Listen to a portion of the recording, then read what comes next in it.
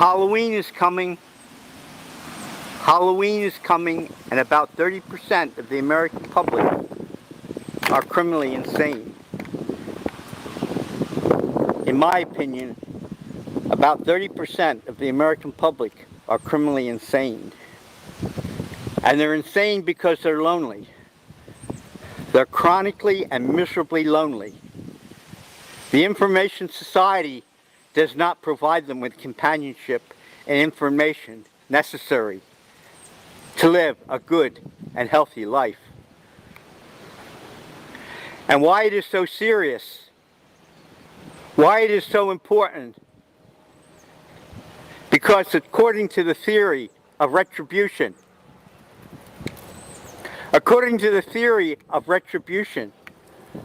why it is so important to have good mental health is because you never know. No one ever knows what kind of horror is going to come their way.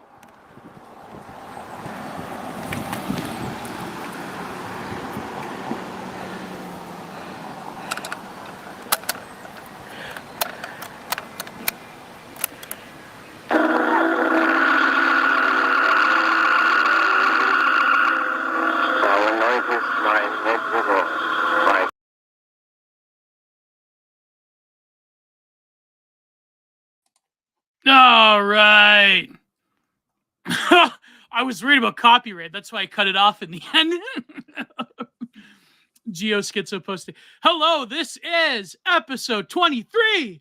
'Tis the season of the Digital Archipelago with me and Prudentialist. I wanted to play that clip because that clip was from a Nobody TM video that I discovered many years ago. I believe the gentleman has passed on. His name was Ellison Ballard.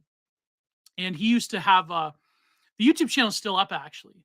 And he's he had videos about Gnosticism and various things. He really was like the OG Schizo poster. UFOs. But hello everyone. I hope you're doing well this December. Please sneed those super chats to, I always have to shill. Anyways. A lot of exciting things this week. But today we're going to cover a very hugely important essay. If I can get my screen share up and running. But yeah, how have you been, Prude? You've been sick a little bit.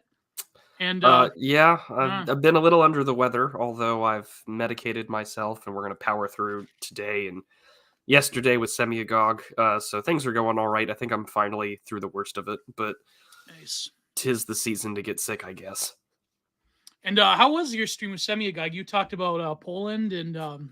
Yeah, so we talked about Prometheanism and the 3 Seas Initiative and sort of these older geopolitical strategies from the interwar period and nationalism and how they are potentially being used and are being used today by the U.S. State Department and other interested Western parties on the issue. So it was a part 1. We're going to cover more of it in the future because we didn't even get to talk about like the energy or the millions of dollars that are gone into, how much we've propped up some of these movements in Eastern and Central Europe. See, I wish I was on. I could have explained gladio nationalism. That's a term that Constantine Martelli from the War Report came up with. And I thought it was like pretty apt because I hate to say it, but that what you're describing is essentially just gladio nationalism. But talking about Poland is it's the little things about Nobody TM video that stays with you, like furries and diapers, guy wearing a mask from Scream dancing with him. Yeah, that's true, El Greco. And I see my friend Fen is in the chat. And so this week I released my episode with Impossible Princess that has visuals accompanying it. Talk about art and design. Very good episode, Digital Archipelago. Very good. The best. And next week will be probably another Wide Dog episode where we talk about AI art. And as a special Christmas present to all of you, Chris, I believe it's the it's the Wednesday of Christmas week before Christmas Eve. I'm going to release the full 3-hour interview with Fen de Villeneuve. I like him calling him Villeneuve. he's quite villainous on Twitter, folks. But yeah, the full 3 hours of Felon de Villiers will be my gift to you. But of course, I'll have something special for my patrons. And for Prude, what's your shilling? You had that stream with Semiagog. You released a video, I believe, at the top of the week. And of course, you have your Saturday Prudent Observations. So if you could maybe shill a little bit before we get going. Sure, yeah. So later this evening, I'll have a new Substack out, just sort of on some small town politics and some of the scenes I've seen along the highway as of late. So once again, another cozy driving Substack. This Saturday will be a sort of year in review stream for the channel, and of course, taking your wonderful questions. I will also have my discussion with Stained Haynes up on Substack. It'll be on the paywall for a little bit for patrons first, and then we'll release it to the wider public next week. And then after that, you and I are both on Millennial. You're on tomorrow. I'm on next Friday. I forgot. Oh my God. It's going to be a really good time. Tomorrow at 9 p.m. my time, EST. But of course, if you're in Britain, it's like 2 a.m. But yes, so I mean, Woes is a champion, but I'm top of the bill. Look at, so at 9 p.m. Millennial, look at Spasticus Autisticus. Waifu ship ended with gifts. No, gifts and given still my waifu, because Impossible Princess is getting married, okay? She's engaged. So, the waifu ship is still on with gifts and given. You people are going to get me in trouble one day. She's probably listening to this. But anyway, so what's Prudent Observation about this week? Oh, this is just a year in review, AMA stuff. There's going to be some more articles that are going to be focused more on foreign policy this week and the next. And then after that, there's going to be sort of this breakdown of the Rod Dreher, Charles Haywood drama, because it's been very good. Nice. Get him, champ. I was going to make a joke about how you were talking about your one Substack post is about local issues. And I said, well, localism, we're a big fan of localism here, unless you can move to Hungary like Rod Dreher. And then, there you go. I was just listening actually to the Jay Burden takedown because I want to like save it for when I had a good moment. Because like, I don't know, I like people know this. I love E-drama, even though I hate E-drama. I hate being involved in E-drama. But from the sidelines, as a spectator, I love E-drama. I think it's different when it's a bunch of like well-named individuals hashing their shit out over Twitter. You know, Haywood's doing his replies on his issues on IM 1776, and Dreher has like turned the American conservative into his personal platform to just complain and whine. And then he had the most tone-deaf bit that the distributist had pointed out, where he was talking about, when my divorce is finalized next year that my wife filed, I guess I'll have the option to remarry, and I hope that she's a traditional Christian. And it's just like, bro, you just talked about getting a divorce, and you're a traditional. Oh my God, such a pathetic word. But anyway, Rod Dreher's gonna turn the American conservative into his, magnet for Snatch in the same way Yarvin did it for Substack. I said more more racy things when I was on War Report at the top of this week about Rod Dreher, but look at all Greco. We need to get Gio down to Brooklyn where we can wear art hose like a horse wearing a feedback. Homeboy will be more than cervical cancer. Yeah, man. One day when I drop about 50 or so more pounds, maybe more than that, I will definitely be heading down to Brooklyn. I'll be at one of those readings that Stain Haynes does. I'll read one of my essays, and he can introduce me to the finest of fine art hose. Maybe Anna Kachin will be there, and maybe she'll hook me up with a Russian asset art hoe. So that'll be cool. But anyways, moving on. when you Vatnik post yourself into a GF. Yeah, I do it for free. I mean, the Kremlin doesn't even pay me. You know how impossible it is to get rubles into Canada nowadays? It can't work. Even cryptocurrency, because Trudeau wants to ban cryptocurrency. So there you go. Gio, how much have you lost? I've lost since the summer I started IF about 50 pounds. There you go. So whereabouts, more or less 50 pounds. yeah, the fez cap will definitely be exactly Byzantium Archon. It'll be my peacock, to quote the immortal, the legendary mystery. So there you go. Milady Artho, are you sure they're? No, I'm not going to say anything. I don't know. I mean, they're into like a lot of weird stuff. But anyways, moving on. This week we wanted to cover we had an idea to do some fiction, but really I wanted to cover, because we sort of teased it last week, of covering the essay Pandora's Vox, but also you wanted to talk about some more seasonal related stuff to keep it within the theme. So I don't know if you wanted to cover the essay first, or we'll see what. Yeah, let's do the essay. All right, so let's gear up. Now, for those who don't know, me and Default actually are planning on doing a content minded on her collected writings.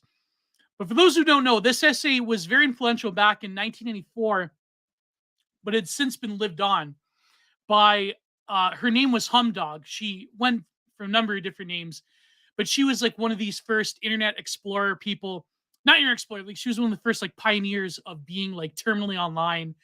And she essentially in this essay predicted what we're living through right now. And this was back in 1994. And of course, she was a pioneer of Second Life.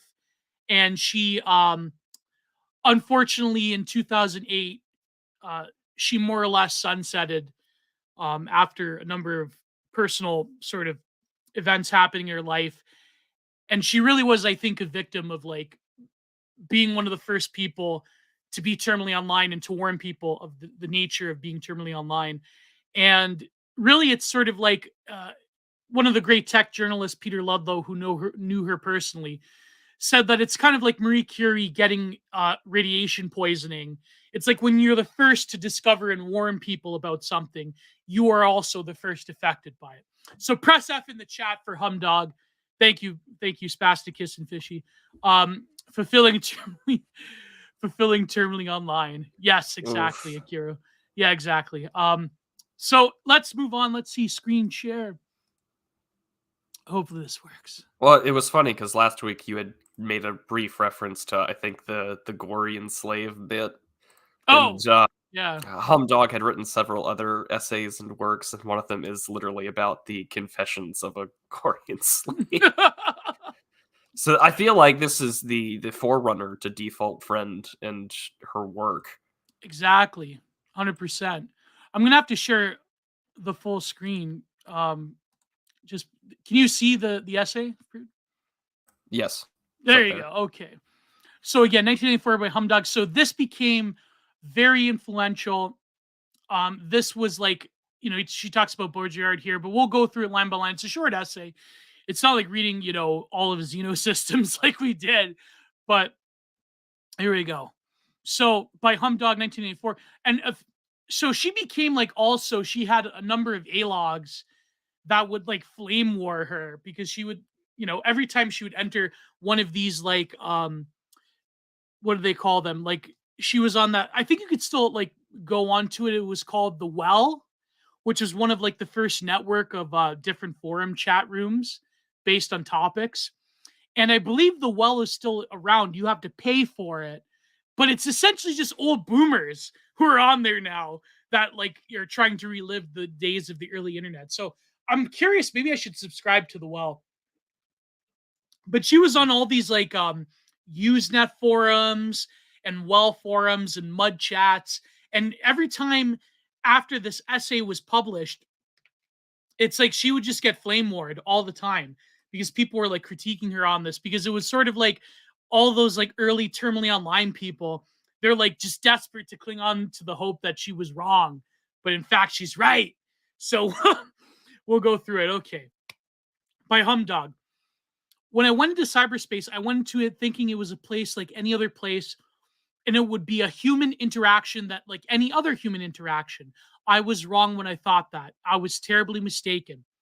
The very first understanding that I had was not a place like any place, that the interaction would be different, was when people began to talk to me as though I was a man, that they wrote about me in third person, that they would say he. It interested me to have people think I was a he instead of a she. And so at first I did not say anything. I grinned and let them think I was a he. This went on for a little while, and it was funny because after a while I was uncomfortable. Finally, I said unto them that I, Humdog, was a woman and not a man. This surprised them. At the moment, I realized like the dissolution of gender category was something that was happening everywhere, and perhaps it was only just very obvious on the net. This is the extent of my homage to gender on the net. I suspect that cyberspace exists because it was a purest manifestation of the mass, as Jean Baudrillard described it. It is a black hole. It absorbs energy and personality and then represents it as spectacle. But before we get into that, let's talk about the gender thing, though. I find it very interesting how, on the one hand, the early internet, before you posted face, before you had the ability to share mass multimedia, it was genderless in the sense, but it was largely male coded. You just assumed that some like guy nerd was on the internet back in the day. And so a lot of the early women posters, they either they were so neurodivergent that people thought they were a man, or they existed in this weird space where gender sort of wasn't like I guess that's why a lot of particular people that have a certain identity issues, the ones, why they flock to terminally online existences. Because in a way, when it was just through text and image, you could sort of largely escape gender or being engendered within your own body. But nowadays that we can post who we are, it sort of like, violates the spirit of the early internet in some ways. But I don't know what you feel about that, Prude, that observation. First, I just love Cyber Ninja Zero's comment in the chat. A theory cell. No wonder Gio cares about her. But no, yeah, she was. Yeah, a hardcore theory cell for sure. But I mean, I also find this interesting because it's always the joke that men make about there are no women on the internet. An innately male-coded space designed by male, computer programmers and designers that was literally designed originally, right? ARPANET and all this for the purpose of communicating in the event of nuclear war with other parts of the country, and a vast liminal network that would connect with major supercomputers housed in major universities in Texas, California, MIT, and other parts of New England.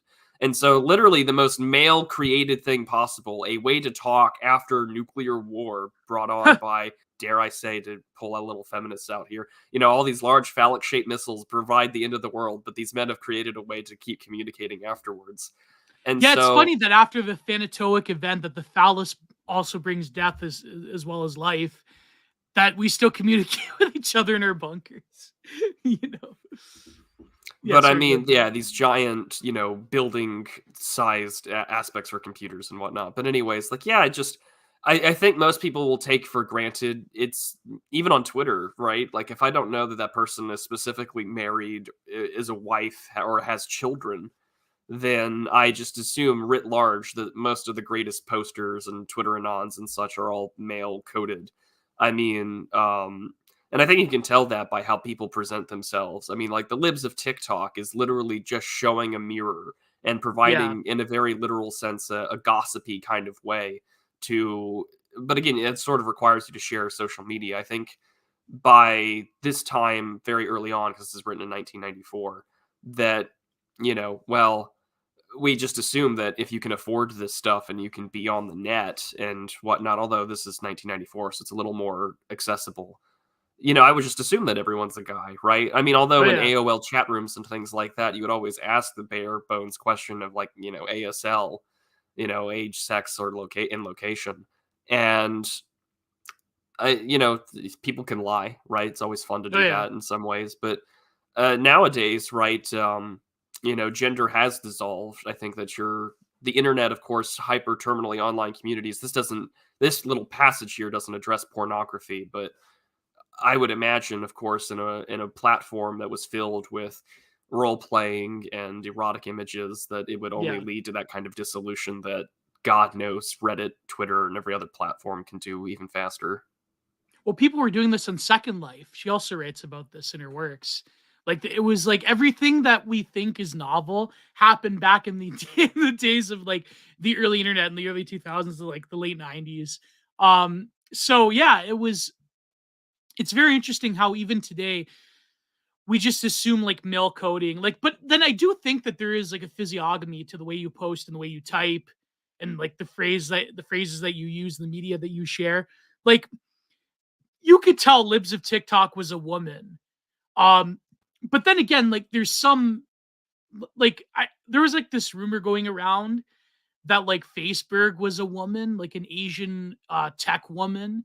And I'm like, no, that's not true. It's because like you could tell when a man's posting, you tell when a woman's posting. I don't know. I just have that feeling. Maybe it's just like a superstitious thing. But I think like there's a certain physiognomy to how you like type and post and sound. So I don't know. I think there's a lot of truth to post physiognomy. Yeah. I mean, I think you can very easily read who is who on Twitter based upon syntax, language buildup, things like that. I think that people really underestimate that certain keywords and phrases, right? There's so many studies now wherein, there are certain words that are explicitly associated and are identified by men and women that are, men use a lot of verbs. Men are more verbally or verb oriented, whereas women are more adjective oriented. And so it's just like, no, it can kind of be pretty easy to gender somebody on Twitter if you had enough time. But then sometimes you're wrong because, for example, do you know that one irony leftoid, Kim Possible facts? Maybe because it was a Kim Possible Abby, but I assumed for a long time that this was a woman, even by typing. But apparently it's like some creepy man. Oh God, I only know about this because of the drama and pissing on his ex-girlfriend's couch or whatever. The piss part was true. The piss part. Like, God bless. Yeah, man, the piss part was true. Like, I love, like, as soon as he said that, it was over. It was done. But moving on. So yeah, gender in the internet is quite an interesting topic on its own. I mean, a lot of academics have written papers about this, obviously. The sort of the academic mill trying to grasp the online world. I suspect that cyberspace exists because it's pure manifestation of the mass, as Jean Baudrillard described it. It is a black hole, absorbs energy and personality, then represents it as spectacle. People tend to express their vision of the mass as a kind of imaginary parade of blue-collar workers, their muscle-bound arms raised in defiant salute. Sometimes in the visions, they're holding wrenches in their hands. Sort of like that one, who's that one Depression-era painter?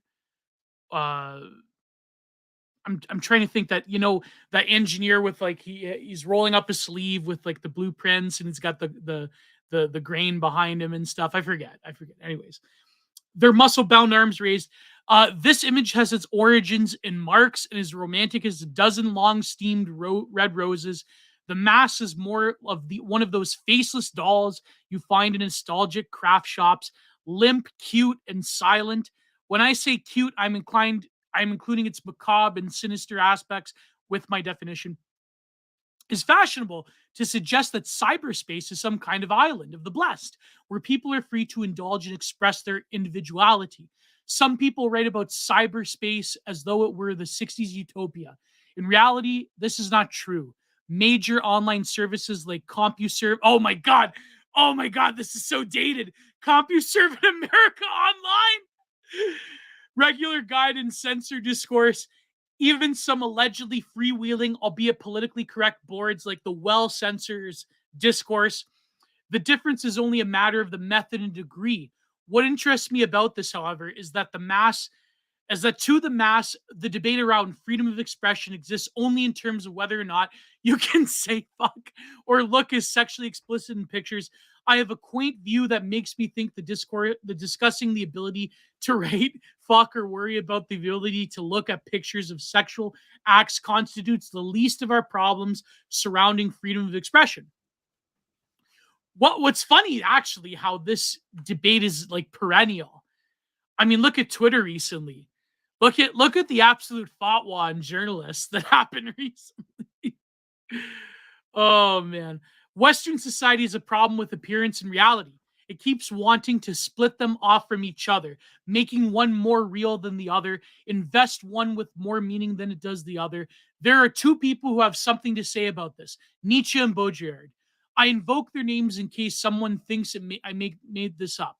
Nietzsche thinks that the conflict over the ideas cannot be resolved. Baudrillard thinks that it will be resolved, and that this is how come some people think that communities can be virtual. We prefer simulacra to reality. Image and simulacra exert tremendous power upon culture. It is the tension that informs all debates about the real and not real that infects cyberspace with regards to identity, relationship, gender, discourse, and community. Almost every discussion in cyberspace about cyberspace boils down to some sort of debate about truth in packaging. So that's exactly. We're still wrestling with this today.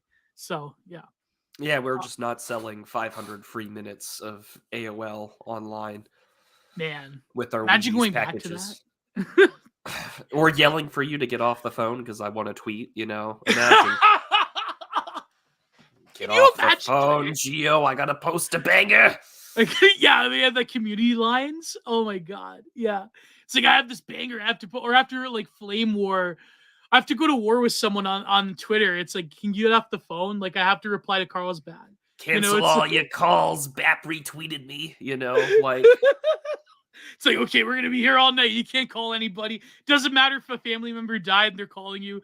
It's like, Bap retweeted me. I'm gonna have a flame war on my hands. Oh, but it is funny though how the issue of like the actual provider censoring you is still was still there. It was already there. Yeah, but she'll go into like the implications of it. But I wonder. Fasticus autisticus unplugging the phone to post good morning. Yeah. Oh, good morning. It's like, imagine the bites that like an average like helper Peppy would take to post with good morning or coffee. Oh my god. Yeah. Imagine. But I mean, I have a quaint view that makes me think that discussing the ability to write fuck or worrying about the ability to look at pictures of sexual acts constitutes the least of our problems surrounding the freedom of expression. I think that they still kind of are the biggest problems, or at least, the ability to look at sexual imagery, because there is a straight, like, porn to FTM pipeline. And, well, more so MTF, but yeah. Well, yeah, I mean, but it's funny how Twitter manages that, because it seems like porn star Twitter is sort of like cordoned off from everything else.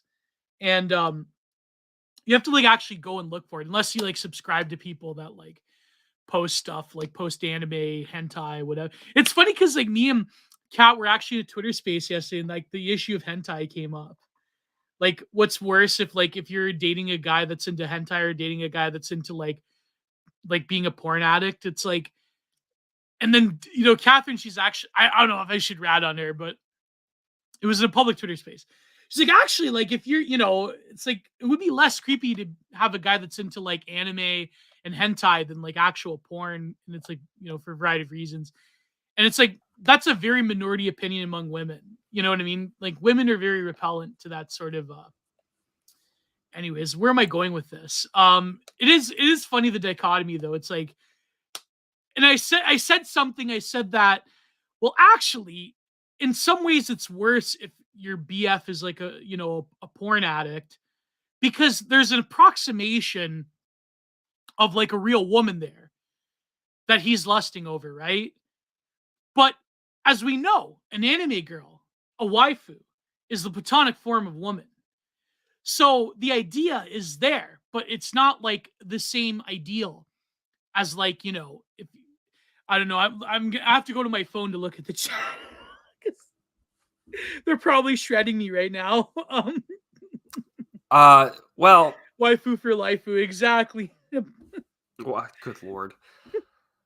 I think that comes with its own troubling dynamics with dating and loneliness. And I mean, I've seen, there's a huge debate a few months ago about some woman who had found out that her fiance had, been hiding a porn addiction, and she called it off, and like more or less everyone had had to have a take on it. Exactly. Yeah. And I think that what comes out of that, though, is just, well, access to these things have fundamentally changed dating, right? Where we were just joking about it a few episodes ago with the guy with the doll or whatever, Yeah. and he's like fucking jacked or whatever. He's just like, I don't have to deal with real women. I've got you. I'm like well adjusted and like ripped. I don't have anything to worry about. So with his Fumo. with his doll. Fumo thing. Yeah. And so it's just, I think the other issue, though, which I think pornography slides really well into this next issue, is that, where she writes, Baudrillard thinks that it was resolved, and it's how some people think communities can be virtual. We prefer simulation, simulacra to reality. And what is the better near approximation of a woman than some anime girl that you've been lusting after, or hentai or whatever?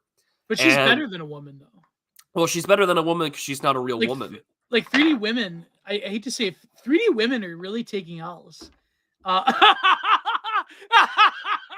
Good Lord. But no, a serious point would be that 3D women, that's so stupid. Like you're saying 2D women. 2D women will always be an ideal. 2D women will always express a form of like platonic femininity that 3D women just don't, okay? And I feel like a lot of people, like I know AA has that take about like how like it can turn you to MTF, like the anime to like MTF pipeline. And I'm like, yeah, for certain men, okay, here's my honest take.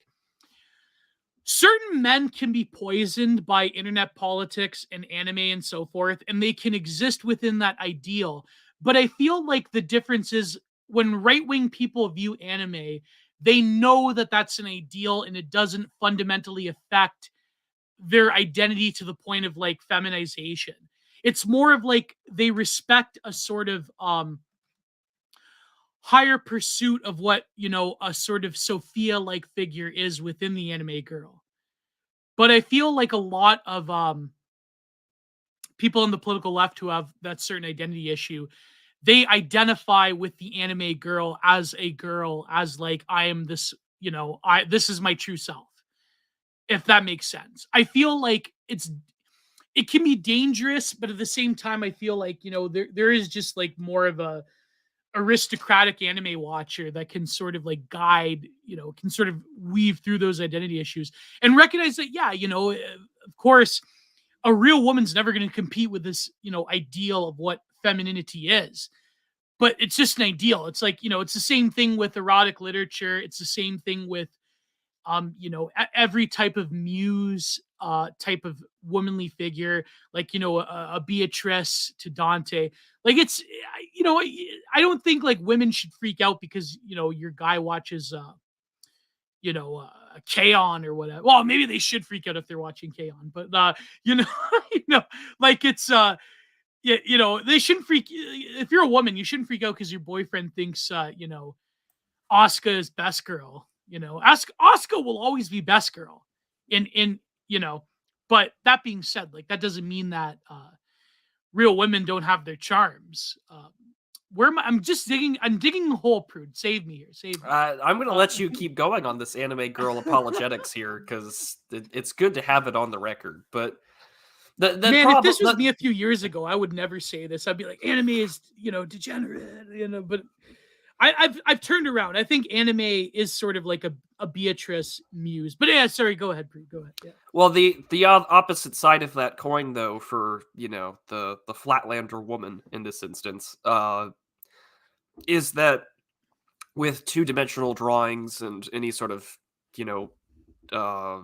anime girl or whatever, they can always be depicted in more deviant and degenerate ways compared to actual women. And one second, I'm gonna cough my lung out here. Yeah, no problem. People are saying like, who is best girl? Is Asuka best girl? I think Arasu is best girl. Arasu is best girl. Arasu is sort of like if Lane was Christ, Arasu would kind of be like Saint Peter. So I think Arasu is best girl. But dear Lord. And again, I don't think that this debate's sort of perennial on this issue. And what comes out of it, right? The 60s utopia, every commune either has a a Charlie Manson or just some Yeah. sort of like old depraved old man that wants to get his prick touched by some like 17-year-old girl. And has like 12 children. Yeah. That and, you know, venereal disease or people being born on communes with no birth certificates or whatever. Yeah, But man, this happened. Yeah. but however, I do think that the access to these things is still going to be the perennial debate, especially now where the images in which people see are always going to be an avenue to find themselves looking for more. And I Yeah. think that what has been really the thing that's aged best out of this is the position that she takes here with Baudrillard is that most people exist now online, nothing more than to make themselves spectacles and to engage in the simulation because it is a lot easier than you know, putting the phone or the computer down and doing whatever is necessary to do so. And I mean, you know, I've talked about this, and I wish I had discovered this essay even earlier before I gave my talk last February. And you know, it's rather interesting in this regard because it's like, well, yeah, it's always easier to, you know, it's so tempting every time even I log in or you log in, Gio, because I mean, like you have over what 25,000 people following you on Twitter. 27. That's an Thank you for correcting me.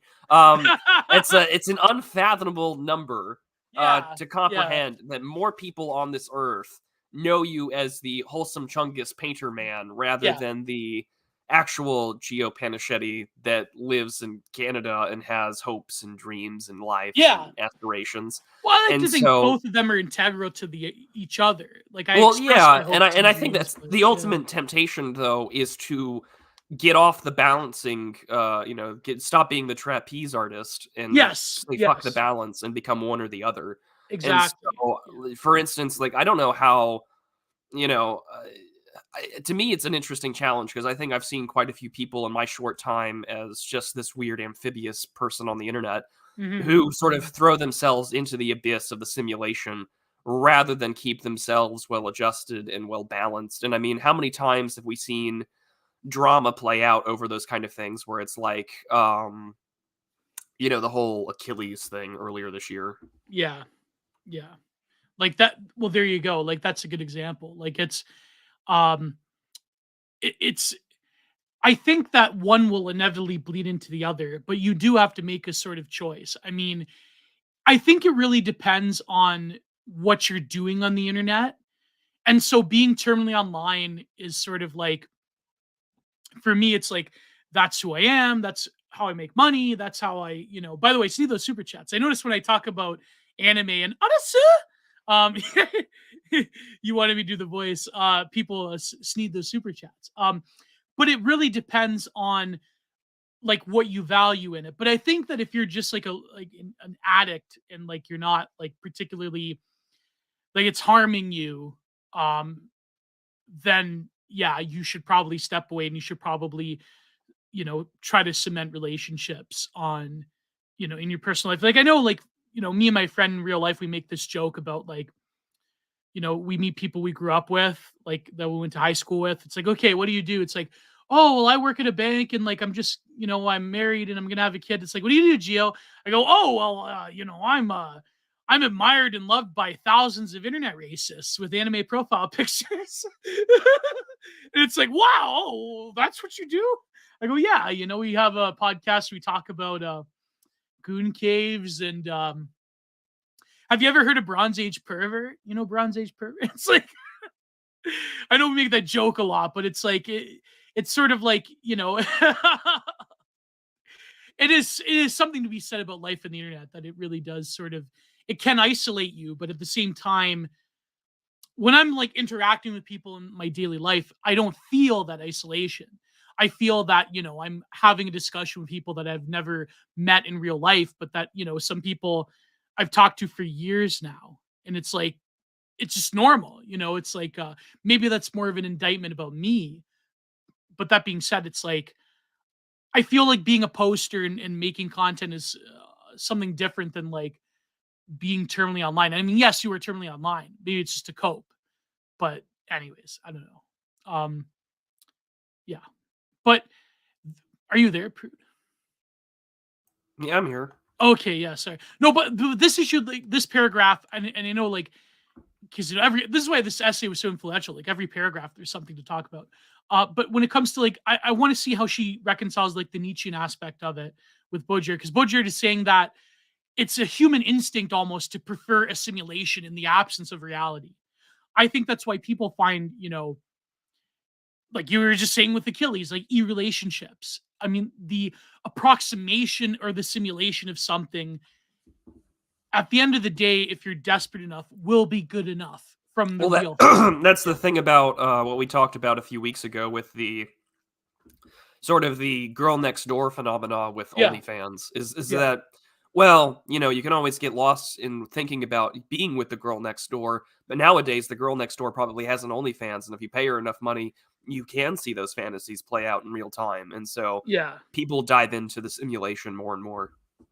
I think I saw this tweet. It was a joke tweet, of course, by Howling Mutant, where he said, like, just discovered that my high school sweetheart that I always wanted has an OnlyFans. Absolutely crying my eyes out because I'm paying for it. It's like, oh God. Like imagine like your crush in high school has an OnlyFans. What are you gonna do? Like that, and people in the plaza like, I don't care, I'll probably pay for it. It's like, wow, that's pretty sad. Like that just violates that innocent romantic ideal that you had. But anyways, but yeah, so the real and not real that infects cyberspace with regards to identity, relationship, gender, discourse, community, almost every discussion in cyberspace about cyberspace boils down to some debate about truth and packaging, which, I mean, this is the debate that we're still having nowadays. You figured that we would have found a way to, I think like people, they sort of kind of find ways to resolve these identity issues on the internet, but they're not good enough. I feel they're still not good enough. And I also feel that the sort of debate that people have that's sort of like boomerish around like, oh, well, just touch grass and like log off and like realize that this isn't real life. That's also not a solution. So, but anyways, we'll get to like what she's saying here. Cyberspace is mostly a silent place. In its silence, it shows itself to be an expression of the mass. One might question the idea of silence in a place where millions of users' IDs parade around like angels of light, looking to see whom they might, so to speak, consume. Exactly, the lurker, the poster and the lurker. The silence is nevertheless present, and it's most present paradoxically at the moment that the user ID speaks. The user ID, get it? When the user's ID posts to a board, it does so while dwelling within an illusion that no one is present. Language in cyberspace is a frozen landscape.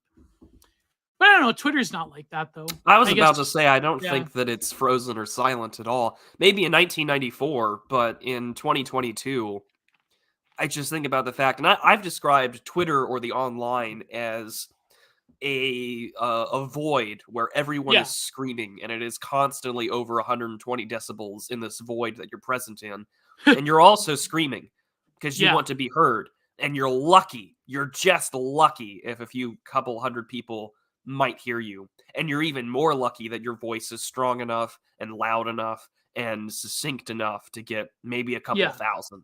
And I mean, after you break a certain threshold of like, maybe what's the number they had in that one study? Like once you pass like 2,500 followers on Twitter, you kind of meet the top 20% of users in terms of like actual human following. Yeah, exactly. Absolutely insane. Yeah. And that's the thing, though. I mean, having like a constant, never-ending cacophony of screams is akin to having silence in some weird way. It's like, I mentioned this when I was commenting on Infocracy about that dialogue from the show Oz about like at the end, it's like we have so much voices, like so many voices in the air, like in space and satellites that maybe maybe the Lord just doesn't want to listen to us anymore. Like it's maybe the future, people in the future will sort of like tune out these like radio waves that will exist forever because it's like just they're endless. So in a way, it's sort of like akin to silence in a sense. in a weird, like Zen-like sort of way. I mean, maybe that's too much of a theory. Sort of like say. falling asleep on the passenger side of a car or a Yeah, train. yeah. You get used to the vibration. Exactly. It's you get used to it, and it's a way of navigating that endless void of noise. Although I'd argue now that the ecosystem is a little more self assemblage sort of type deal, Yeah, where I mean, like, yeah, there people kind of talk about it. Well, like, well, you lurk a bit, you become a reply guy, you come up with your own threads, you get noticed, right? Like, I know that's very Twitter oriented, but but it happens on YouTube as well, I mean, it happens on. Well, I mean, especially old or it YouTube, used right? to happen Where on YouTube.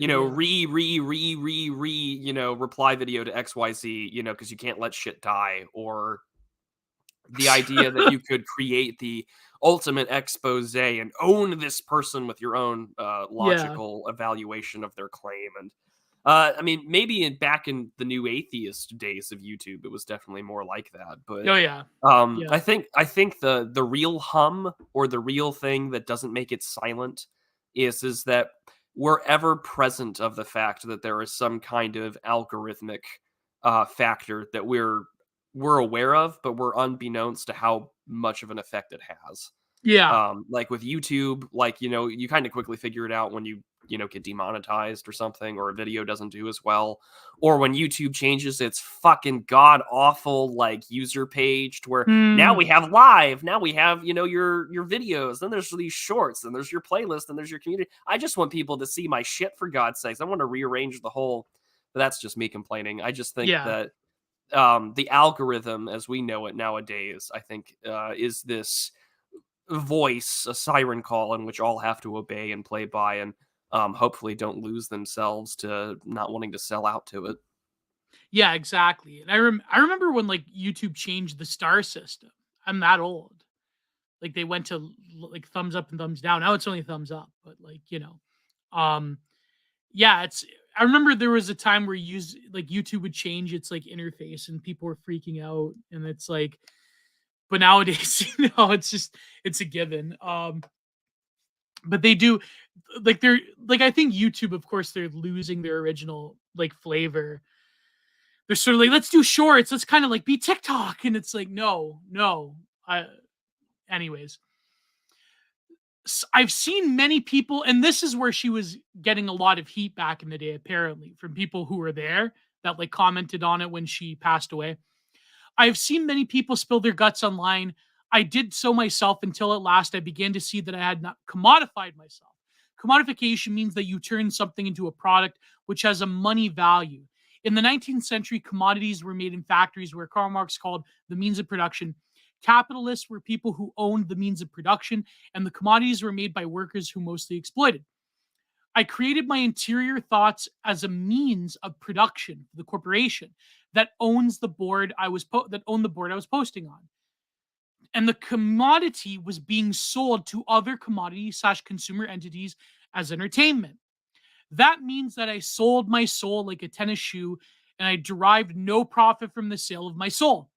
People who post frequently on boards appear to know that they are factory equipment and tennis shoes, and sometimes trade sends and emails about how their contributions are not appreciated by management.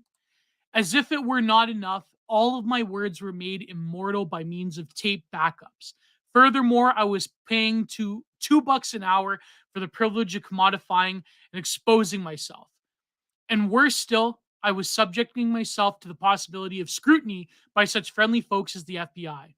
Well, that's, perennial issue nowadays.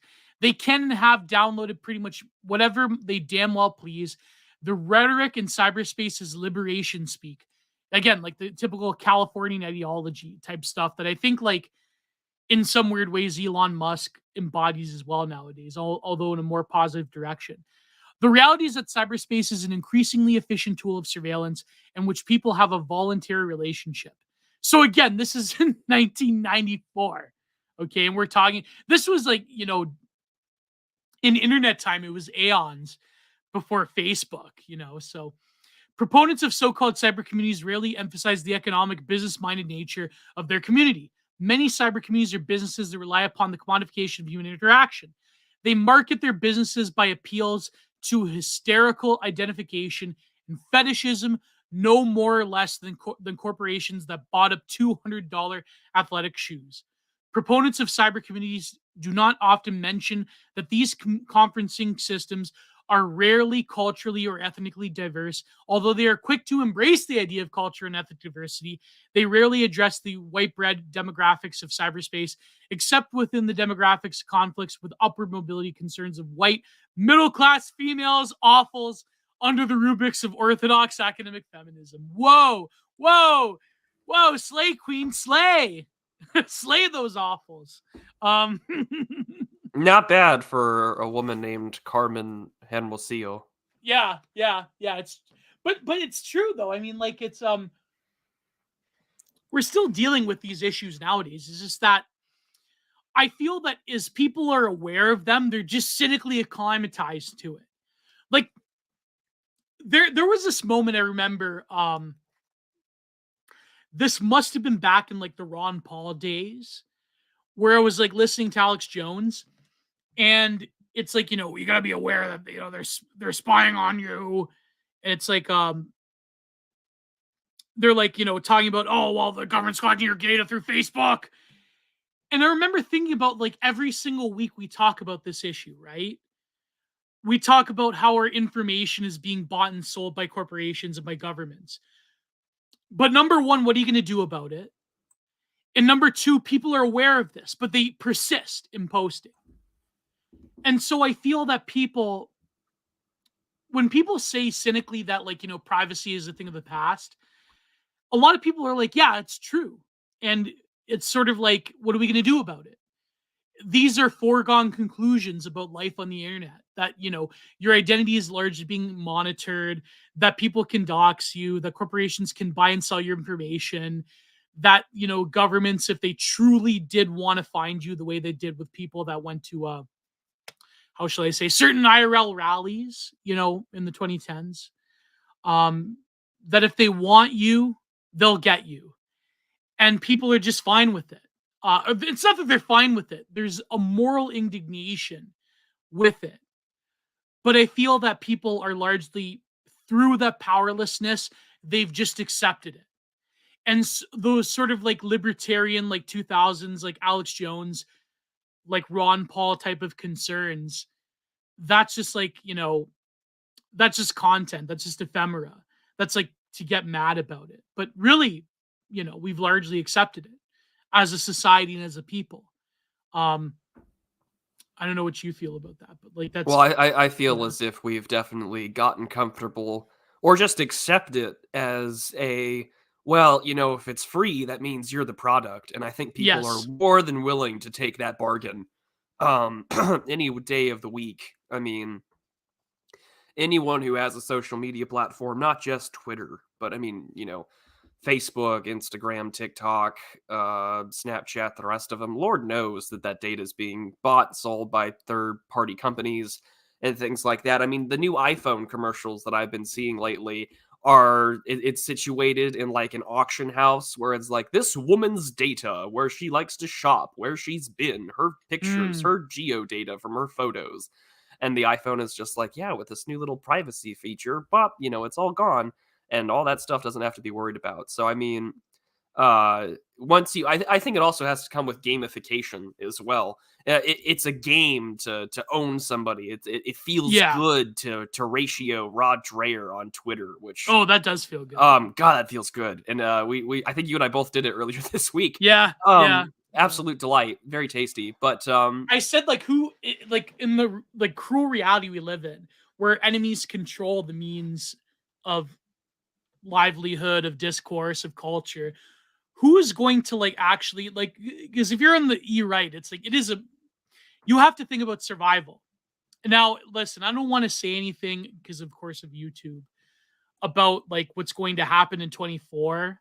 I know that my good friend Zadolida has talked about this, about what could potentially happen, but you have to realize that we are in a bid for survival, really. And, Elon acquiring Twitter in some ways, I want to talk about that a little bit, but I think that, Rod Dreyer does not get this.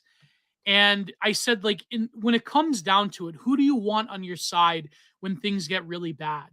Someone like Rod Dreyer or someone like Charles Haywood? So I think like that, I rest my case right there. But anyways, what were you saying about Rod Dreyer? Oh, well, I was About simply Twitter? saying that because it's so gamified and Yeah, because, yeah, and I mean, this is before social media algorithms were, you know, chemically and neurologically engineered by, social psychologists and people that understand like evolutionary psych yeah, exactly. to make them as addictive as humanly possible. And I mean, they've got psychology people and their R&D departments at Twitter, Facebook, etc. Like they've been doing this shit for years. And so, I find this part to be rather interesting is that, yeah, we have a voluntary relationship with it because it's so gamified, because it's got all of the bits and baubles of a sort of traveling circus show where that one of those, tin cans or cups or whatever is, got a weight inside. So it's harder to knock down. So you spend a little more time on it. You spend a little more money on it.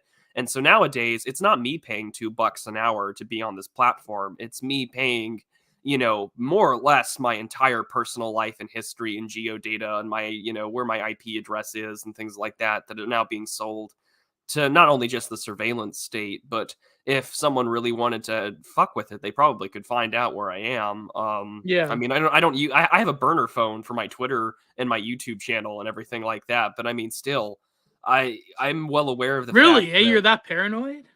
well, yeah, I mean, when other people can look up your contacts on Twitter or whatever and They see who to can? follow. Yeah.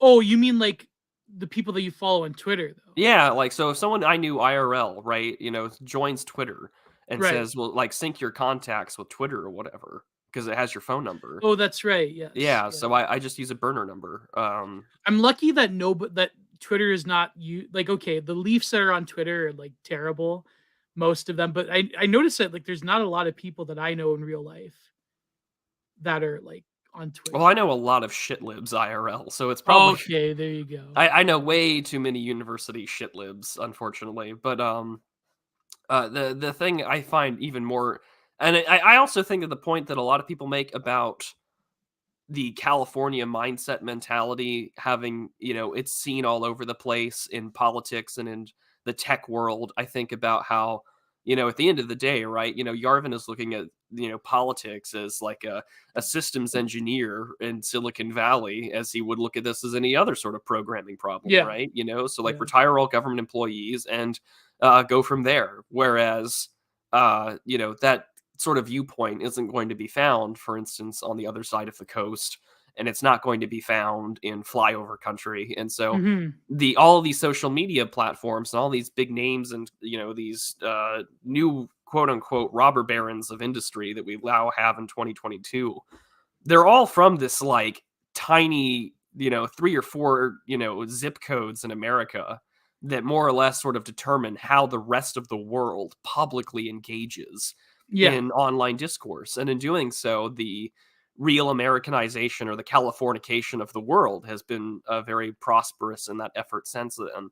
And I think now it's a way in which, well, it's a voluntary relationship, but boy, oh boy, I think a lot of people are aware of the costs, especially for those in, say, non-Western countries that do use these things for protests or to help Yeah. navigate for medical supplies and whatnot.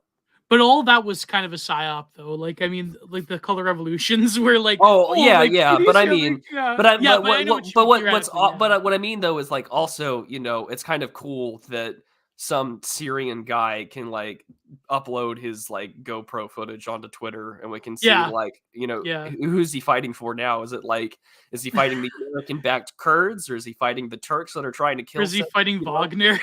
Or is it he makes fighting with it, Wagner? it raises so many questions. Yeah, yeah. I remember the Syrian war footage in 2016 was wild on Twitter. Like you can see wild takes, like for example, I'm getting distracted by JJ the Jackoff plane just tweeted, guys, can you get a girl pregnant from the dried coom you left on her panties, or does sperm die? I'm asking for a friend. I'm like, what? Oh, that's the type of JJ, all right. yeah, that's the type of bangers you can see on the heaven site. But it's funny though, I was reading this article. Did you read the Elon Musk is a far right figure on in the Atlantic? The Atlanticist? No, I did not. It's called Elon is far right now. And because he basically is allowed like an even playing field. I'm actually writing about this. I want to get back to my series on the E-right. Let me quote you that says about the hypocrisy of freedom of speech. The hypocrisy at the center of Musk's Twitter tenure is crucial to the understanding of Musk's political activism. Champions the idea of free speech. So they're saying that the put differently, the billionaire has been advancing a long-running right-wing political project described recently by a colleague, Adam Sewer, I don't know, beliefs in a new constitutional right. Most important, this new right supersedes the free speech rights of everyone else. The conservative right to post. Giga Chad, yes. Giga Chad, yes. Exactly. You mean to tell me you don't believe in free speech for everybody? Yes. Anyways. Well, that's actually kind of what threw me off when Fisted by Foucault. Oh, yeah, the take, yeah. I didn't understand it because it's just like, who is this tweet for? Because I don't think anyone in sort of right-wing circles at this point, right? Or like whatever you want to call this like space. The dissident right, the E-right, whatever. Whatever, right? The sensible center or whatever, I don't care. But like, what comes to my mind immediately is just thinking to myself, I don't think any of us are pro free speech because we know what that led to. And we're tactically, it's sort of like tactical nihilism, tactical pro free speech. Yeah, I mean, yeah, it's a useful rhetorical tool and nothing more. I think like, oh, I support free speech and you should let us post because in an equal environment, the lefties would lose out. And it's like, well, we also had to get rid of the bots. We had to get rid of like the banning lists and it's not shadow banning. It's called de-amplification. And, I'm happy with the night of long blue checks coming for these disgusting regime they'll be animals. back probably. Oh, I mean, Elon will just sit them out. He'll give them a good time out. But for the free peaches, I'm sure will be back in due time, and they'll be back and they'll wage their little war, and the kayfabe will continue. Yeah, but for 5 seconds, you can enjoy Base World once more and just get a taste of it. Based world within our reach, visions of based world. But I think that plus all those free speech like alt-right people got bodied by the exact institutions that they were demanding free speech from. So it's like it's kind of redundant. I think Sargon more than all of them realized this. I think he had the best take on all of it, actually. Oh, what was it? Well, I just think that his position on like the free speech issue has just always been, especially since he's been back on Twitter, he's been very adamant about the fact that like, listen, the fair game shtick doesn't work, and what you're going to inevitably be seeing, and it's something that he's noticed and several others have noticed, is just that,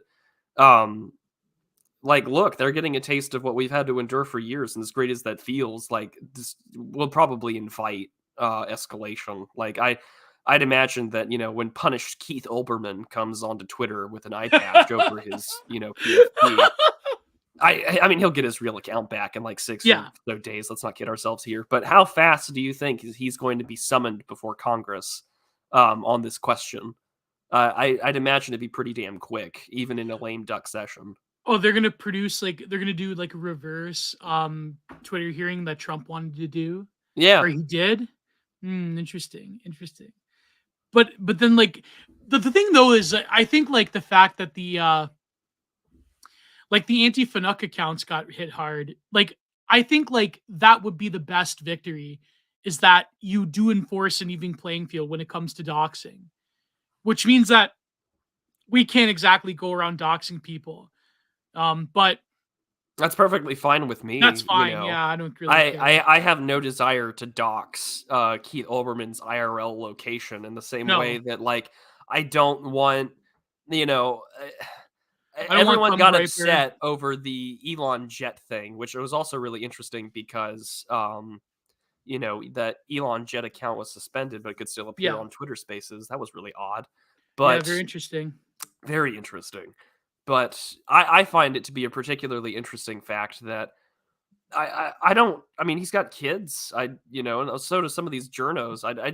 My Yeah. moral qualm is always going to be like, I usually draw the line when like someone under the age of like 18 decides to be a potential like secondary target. But unfortunately, Which has happened. yeah, but Yeah. unfortunately, you have the disgusting shit liberty of the world where Yeah. it's only, they're acceptable targets. And so it's like, well, I kind of have to throw my Well, they gloves did up that to and just say, go Tucker, for it. to Libs Yeah, of they did Tik, it to you know, Tucker. to I Libs just of think about TikTok. every kind of shit lib from Vaush to Movie Bob, and notice how they're all like white men.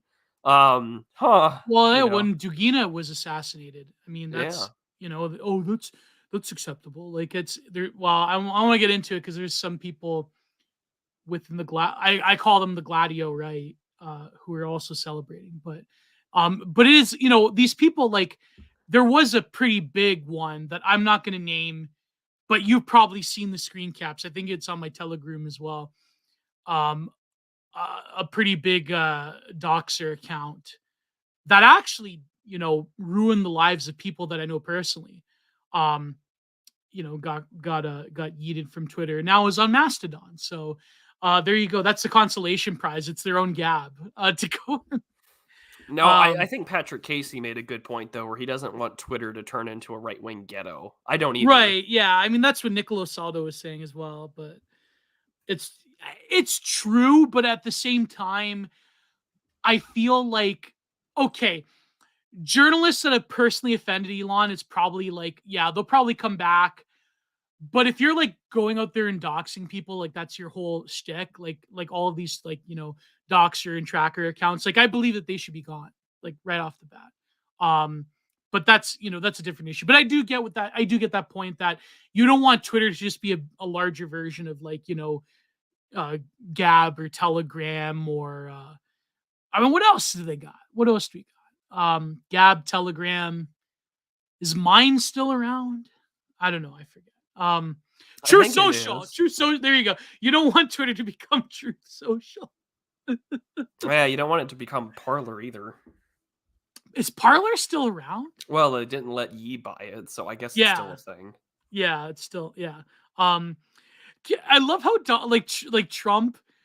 It's sort of like an interesting philosophic experiment, though. The fact that he calls all of like the posts on True Social like truths instead of tweets, like truths. Yeah, they're truths, and you get retruthed or whatever. Yeah, but it's interesting because are they actually truth, or is it truth to the person that's posting it? Because like you could say that the sky is green. I don't think he went know. that far for this thing to just No, be I'm posting my truth. I think he literally just, what's funny though, Keith Wood, speaking about another Keith that should come back on Twitter, he posted the video of Trump giving his address recently. And it was actually good. Like, it's actually like good policy that Trump should have been focusing on when he was the free in the White speech House. one? Yeah, the free speech one. Yeah, it was really good. But people were freaking out. And, I posted about it too, about the the NFT trading cards. Like, he should have led with that speech and not the NFT trading cards. Okay. Like, yeah, but those all sold out. That's what fucking kills me. I'm eating crow.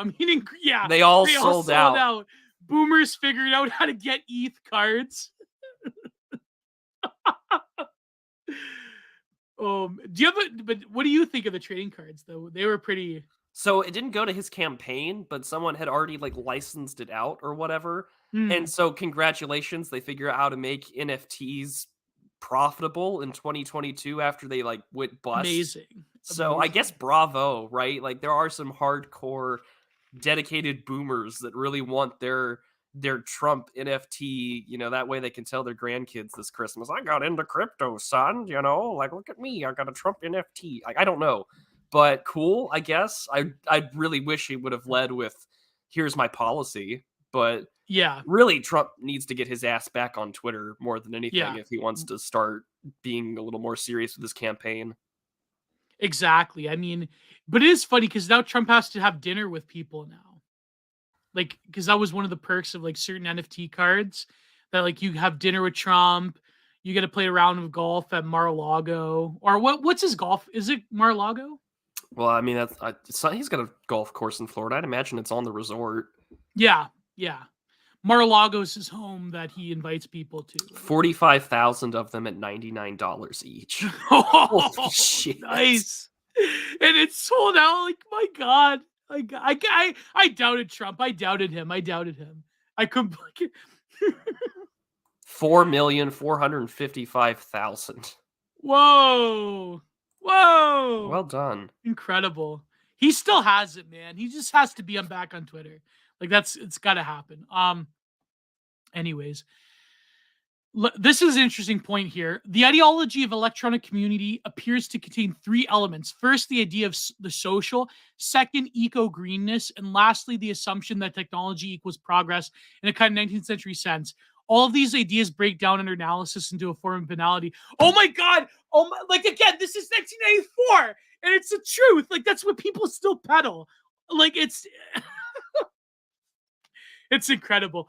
As Baudrillard has said, socialization is measured according to the amount of exposure to information, specifically exposure to media. The social itself is a dinosaur. People were drawn into activities that are more about consumption than anything ever. But of course, if you want to, if you want to be shameless about it, you should sneed those super chats, because then you're consuming the product that is the digital archipelago. Anyways, that way the show won't be so banal. 100%, exactly. Because sometimes when you sneed those super chats full of bangers, we get to read it, we get to laugh, we get to comment on it, and there you go. You're participating in the consumer identity that is oh man, when you say it like that, it's almost as if the leftists from 30 years ago were right about everything. Maybe. Oh God, you're certainly not right now. But I'm gonna have to go send a text to COH and be like, "Hey man, that consumer identity shit," We're gonna bring back the Fed Post. It's gonna be the best. It's gonna be the greatest. Well, they have their own show now. These people are sick. Yeah, this.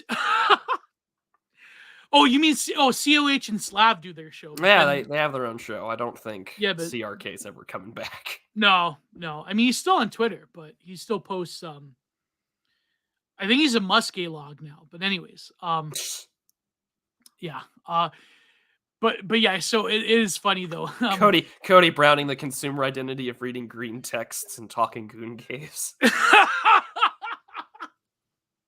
Only here, folks. We're the best podcast that is underground that people don't know about. But maybe one day we'll be as big as the cigar stream. Maybe one day we'll see. Hopefully, maybe in a year we'll approximate that. Nah, no, we'll never be at that level. Maybe you never say never. Never say never. Anyways, is sensible centrism though this new constitutional right to post? I wonder. Is sensible centrism banning journalists? Well, we shouldn't be allowing individuals to... The sensible thing to do would be to not platform individuals who have the malicious intent to dox and cause harm to CEOs or perhaps, more importantly, their children. Oh, and another Christmas gift that we've received in the same time as the Musk fatwa, the Musk intifada and the journalists. He didn't get banned on Twitter, but he probably will. Apparently, Ben Collins got fired from his job at NBC. So there you go. Over Musk reporting. What a delight. R.I.P. Bozo, Packwatch. Rest in peace. He won't be missed. But he'll probably be on Substack. He'll probably be some other like hack media, like Tiller Renz type of like hack media job. So, but it's a small victory though that he got fired from NBC. Anyways, moving on. But another thing I didn't cover is about spilling your guts online and like posting like your personal info. Like we've seen people like that have like fallen apart, like, I mean, there's been two examples I've seen recently that in some ways I think is sort of like a form of therapy to post about it online.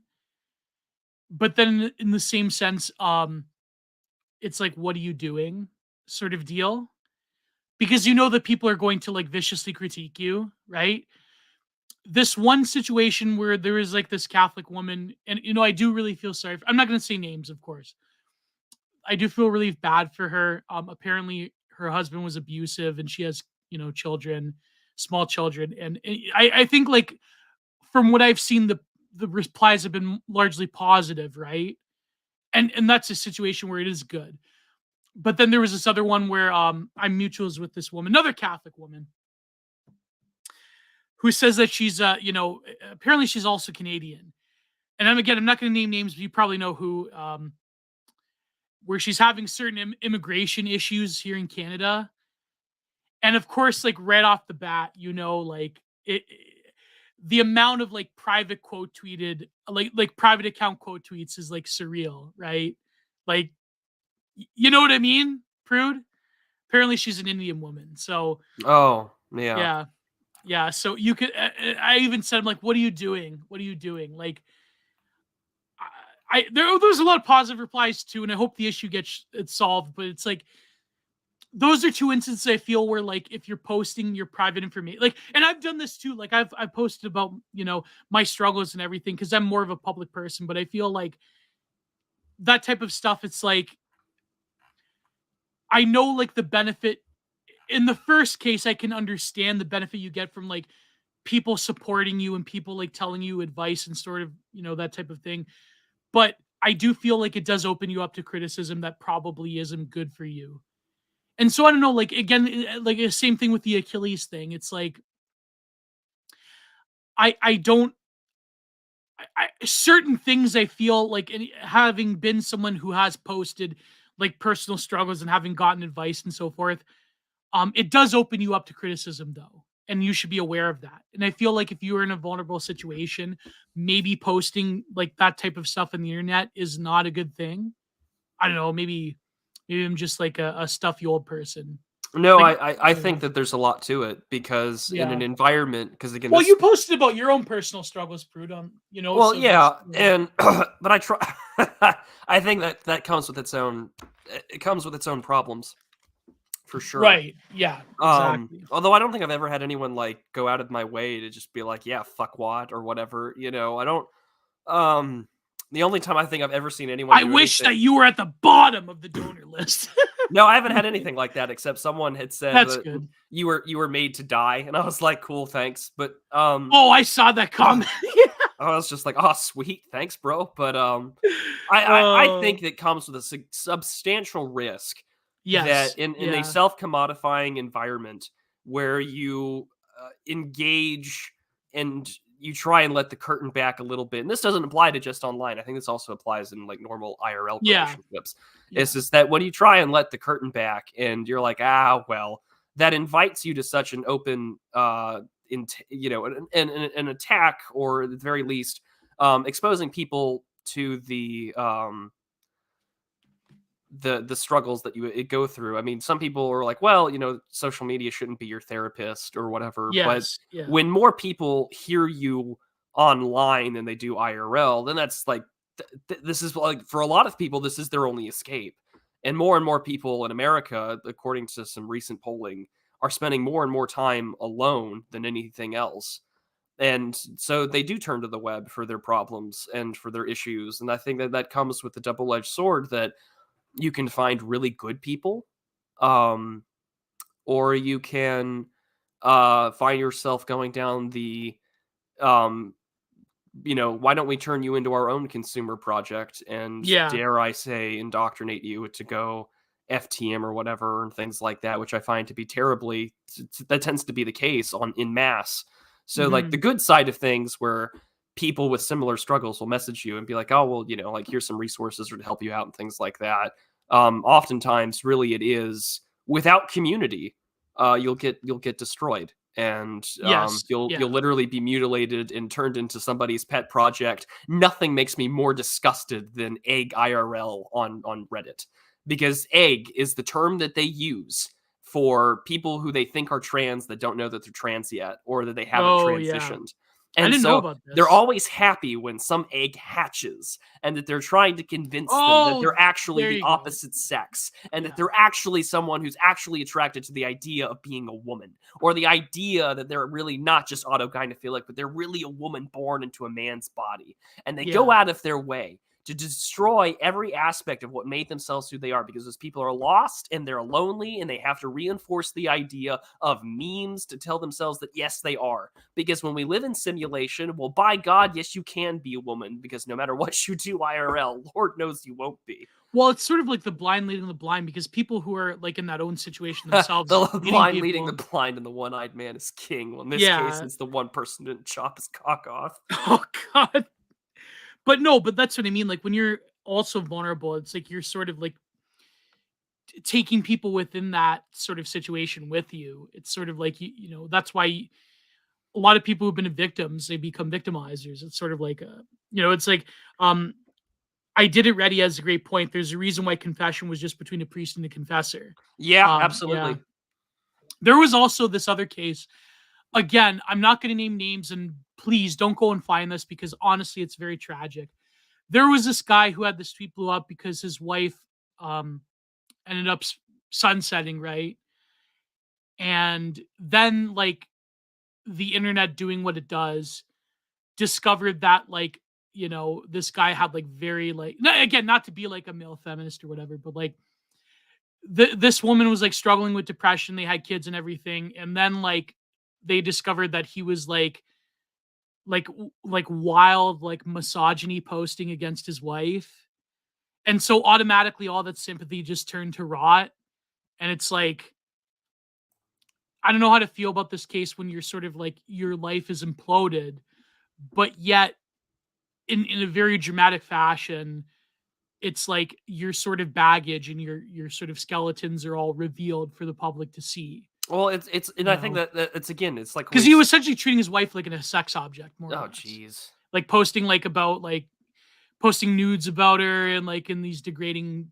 Nah, you know, I'm not going to go into detail, but like Well, that's again, yeah, that's that, but I think that goes back to the trapeze artist sort of analogy. Like you can go all the way in one way and lose yourself to the simulation, or you go the opposite direction and lose yourself to the real.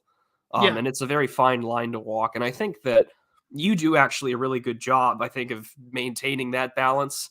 mm, Because you show mm, your face, you use your real name and whatnot. People yeah, know yeah, that you're our happy Canadian painter, and yet at the same time, right? Like you're very human, and even mm. even the top tier, even the top tier anons are just like, well, we're trying to bully Geo into being, whatever they want you to be, but Yeah, like, yeah.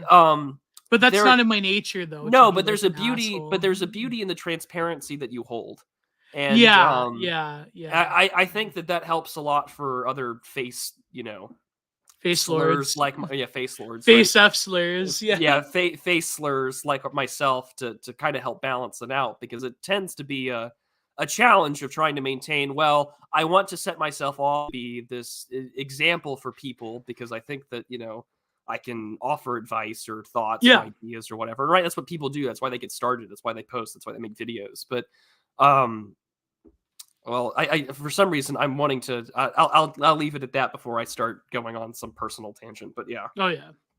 But moving on. But yeah, it's true. I like to maintain that balance, but then it is really tragic, like in that situation where your sort of life is stripped bare. Um, I feel like again. I mean, it's hard to say. Like, did you contribute to your wife?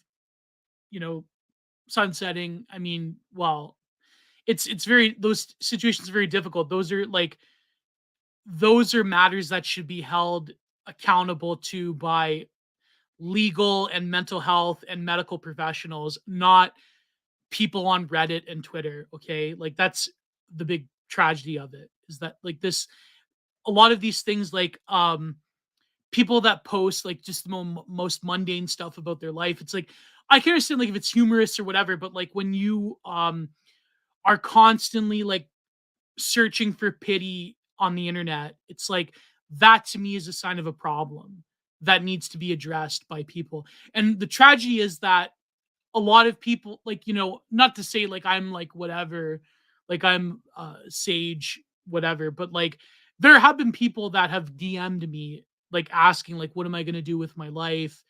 And I'm in a really bad position. And it's like, I privately give them advice. And like, sometimes I'll ask them like, if I want to write an article or whatever on this, like, can I, not post your address or whatever? But it's like, when it becomes lurid and like, again, I hate to take a shot at someone, but do you remember like Good Tweet Man before he got banned? Yeah. I didn't like, whenever he would say like, this person DM'd me for a private intention, he would like post a screen cap. Like, yeah, you would censor their name, but when it becomes like a thing where it's part of your brand, it's part of your content, it's like, to me, that's sort of like, it violates the point. You know what I mean? Well, like, yeah, especially if yeah. it's something like an intention, especially Yeah. within the Catholic world. It just, Yeah. I find it odd. Like, I find that it's nice that there was a guy out there that wanted to like promote, people praying for each other and things like that, which I'm fine with. But I think that there's also a line that you can't cross about violation of like, because he would post stuff like of about privation and things like that. Because it's like, wow, some of that stuff's really messed up. Like the stuff that he would post about people DMing him, like, I'm at the very edge, blah, blah, blah. Like, it's sort of that stuff like, bro, like, what are you doing? Like, I don't think like you can like pray for someone's private intention, but when you're like posting and it becomes like a part of your brand, quote unquote, like that's, again, I don't want to insult the guy. And I think like the way he got banned off of Twitter was like ridiculous, but like, I don't know. Like, I don't know where I'm going with this. I feel like there's certain things that people post where like, oh, that's not my thing. Like, it's not, and I'm sure I've posted cringe too when I talked about my problems, but it's like, I don't know. There's something where you can turn your own personal struggle into a sort of like, into an inspirational story. But at the same time, it's like, yeah, it's some things I think are better off left, to your own personal private life. Like there's some things on the internet that I won't even share, and I share like pretty much everything, including my own private sexual fantasies. But as people can guess. But anyways, this is But see, this is why I kind of like Elon Musk, because he also is a cream pie nationalist. But anyways, moving on. Gonna say anything about that, Prude? Oh God, are you there, bro? Let's see if he's still there. Oh yeah, sorry boys, he got kicked. So did your power go out? No, I don't know what the hell just happened. Oh, sorry. And Jenny's in the chat. What are you doing? Get rid of this Arsenius, you there in the chat, bro? We're being invaded by bots right now. I think Fishy Frenzy's got the best point. You talk about your fantasies, and here come the bots. It's so true. It's like they know. It's almost as if they know. Free VR Vert Girl chat. What is Vert Girls? What is that? It could be the subject of your new essay. It's so true. Anyways, we're being invaded by bots. Moving on. Did your power go, or you just randomly got kicked? I just randomly got kicked. Yeah, that happened to me before. But anyways, screen share. Oh, thank God, it's got the thing. I don't have to share my full screen now. Anyways, Gio was describing his fantasies, and the Lord was merciful enough to cut you from the stream. Well, we didn't want a repeat of the Caroline Ellison green text, now did we? Pin the weasel. As she churtles. I had to look up the word churtle. Well, don't say you don't learn something from us. It's very true. I learned a lot of things from anonymous people on 4chan over the years. Oh boy, eco green is a social concept that is about making people feel good. Again, it's like Zizek, right? Saying that the activism is bought within the consumer product. So when they feel good about is what they're getting a handle on. And I do see a lot of super chats. My God, it is the Christmas season. So if you're going to give me a nice Christmas present this year, Sneed the super. I I feel so dirty saying that. I'm not going to complete that. I just feel so dirty saying that. If you want to give me a good Christmas present, Steve, the super chats. You've become the very thing you swore not to be. Exactly. Oh boy. So anyways, I think I skipped a thing though. Bojer says socialization is measured according to the amount of exposure to information, specifically. So Evil Newt says that. I watched this class. So-called electronic communities encourage participation in fragmented, mostly silent microgroups who are primarily engaged in dialogues of self-congratulation. In other words, most people lurk, and the other ones who post are pleased with themselves.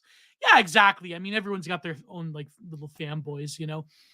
Their reply guys. The parasocial feels great. That parasocial feels so feels so good. On what amounts to trashing of planet Earth by industrialists of the second industrial revolution is good and desirable feeling, especially during a time where semioticists are trying to figure out how they're going to explain radiation waste dumps to people 30,000 years in the future. Yeah, it's sort of like those, you know, the radiation dump warning where it's like, please get away from here. It's dangerous. You saw that one, right? Yeah, where it's like you will get sick, you will die. Do not eat from here. Yeah, I think you mentioned that in the very first Digital Archipelago. Yeah, sure. Eco green is also a way to repackage Calvinistic values under a more palatable sign. Americans are Calvinists. I'm sorry. I wonder if she was reading Moldbug. If she interacted with Moldbug, we have to ask this. If Moldbug has ever interacted with Humdog back in like the Usenet days. I'm sorry to say they can't help it arrived at the Mayflower. I also think the idea of electronic communities is to manifestation of the triumph of sign value over worth value. Yeah, again, you know, classic Baudrillardian move right there. There is nothing that goes on in electronic community that is not infested with the sign value. If electronic community were anything other than exercised in sign value, identity hacking, which is entirely about surface sign, would be much more difficult. Signs proclaiming electronic technology as green abound in cyberspace.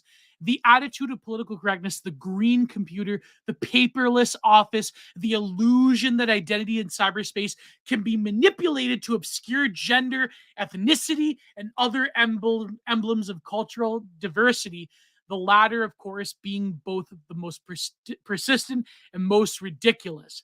Both of these concepts, the social and the eco-green, are directly nourished by the idea of progress that would not have been appeared unfamiliar to an industrialist in the 19th century. So again, I think that she's talking about the Californian ideology as well. Like that's, you know, I like your funny words, Magic Man. But no, it's like that you can have this free and open, like, communicative hub that you can, like, connect the world, but also it can make you money. And that it can, like, be this, like, sort of consumer-friendly eco version of capitalism, you know? Well, isn't that basically... I mean, it's all subsidized, but I mean, isn't that the point of wanting to be a bread tuber? Yeah. Is like, you know, there's no ethical consumption under capitalism, but if you support my Patreon for $5 a month, not only will I come out as trans to you, but I will tell you why the CIA's narrative is the right one to support. Exactly. But the CIA used to fund the far right, though. They used to fund the neoliberals, which is something Bath talks about. Like how, like, they're like the CIA controls everything. The CIA funded the far right, blah, blah, blah. But it's like also the CIA is good now because Bono Blump is like, you know, his orders were defied by Vin Min and other people. Some nice Sean P. McCarthy takes. I like Sean McCarthy. I know people don't like him, but no, but it is funny though, like how she's wedding the sort of like at the early stages of the mass internet, there was sort of like a sense of like, you know, consumerism can be wedded to activism. And this can be like the logical conclusion of the thesis that, well, you know, capitalism will be around when the sun explodes and that you really can't get away from it. But also like you can find a way around it by like this sort of sense of consuming your own activism, consuming your own identity. But also the fact that like the internet, purported to sort of liberate you from those identity issues and from those issues of,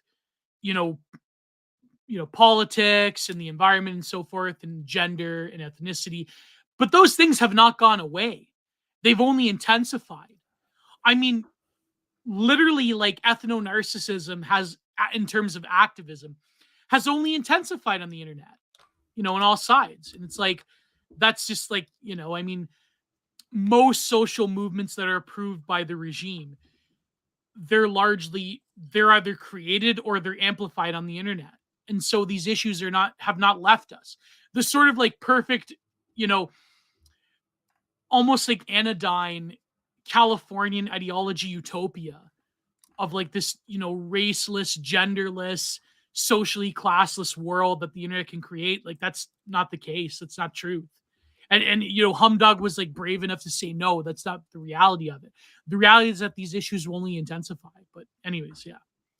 But yeah, I mean, the ethno-narcissism bit is just innately true, because it was, when you commodify yourself and you become nothing more than the object in which you wish to be seen as, in this instance, it's always based upon race, it seems, that we're going to find ways in which to increase sign value to what we are. And this imposes a new hierarchical structure, right? It was like the bit about California reparations and their discussion. Oh God, is that going to pass? What's I think it's going to, or some sort of discussion is being had on it. But business owners demand Black people receive $350,000 each in reparations, since we worked for free during slavery. We're not asking, we're telling you. And it just kind of reminded me about that's so insane. It literally reminded me. Yeah, go ahead. Of the fall of Kekistan from Murdoch. Oh, yeah. We're telling you, we do democracy now.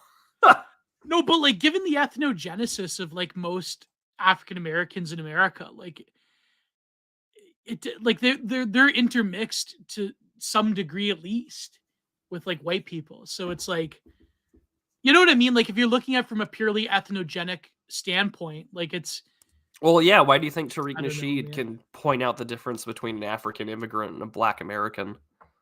Yeah, but that's what I mean. Like, is that also grounds for reparation, that they're also like ethnically mixed with white people, like because of what happened? You need a Sally Hemings moment to get reparations. Yeah. It's like, I don't know. It's just the idea of it's so insane to me. Like, it makes more sense here in Canada with the Indigenous people, because like, okay, like what I feel about the residential school thing, but like, yeah, okay, like it makes more sense because like the abuses happened like relatively recently, like, you know what I mean? Like, and there still is like the residential, there still is the reservation system that, a lot, like some of them in Canada are basically like third world countries, right? And a lot of that does have to do with like corrupt chiefs, like. But that being said, like, there's a much easier argument to be made when it comes to Indigenous people than with like, I don't know, like maybe that's like just maybe like even saying that feeds into like the, the ethno-narcissistic feedback loop of like who gets to be at the top, right? Well, and that was the other thing that we were talking, that this essay talks about, is about to be in these. We want to repackage things. And oftentimes it's not the same thing that gets repackaged, right? Like people that support certain identity groups or certain politics will go into one thing.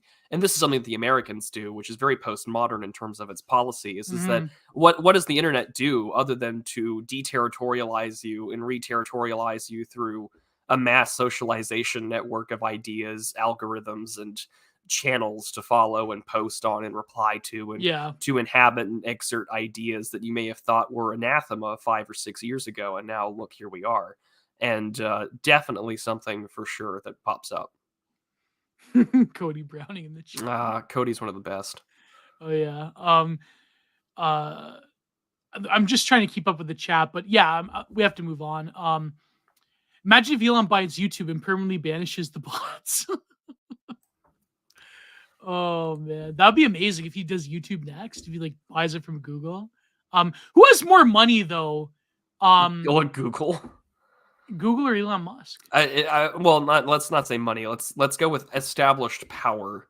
Oh yeah, Google, no doubt. I mean, the ad revenue traffic and the Google web traffic alone, I just can't imagine that Elon, at least right now in the current financial position, would go for it. No, but maybe if he tries really hard in a few years, he probably could go for it.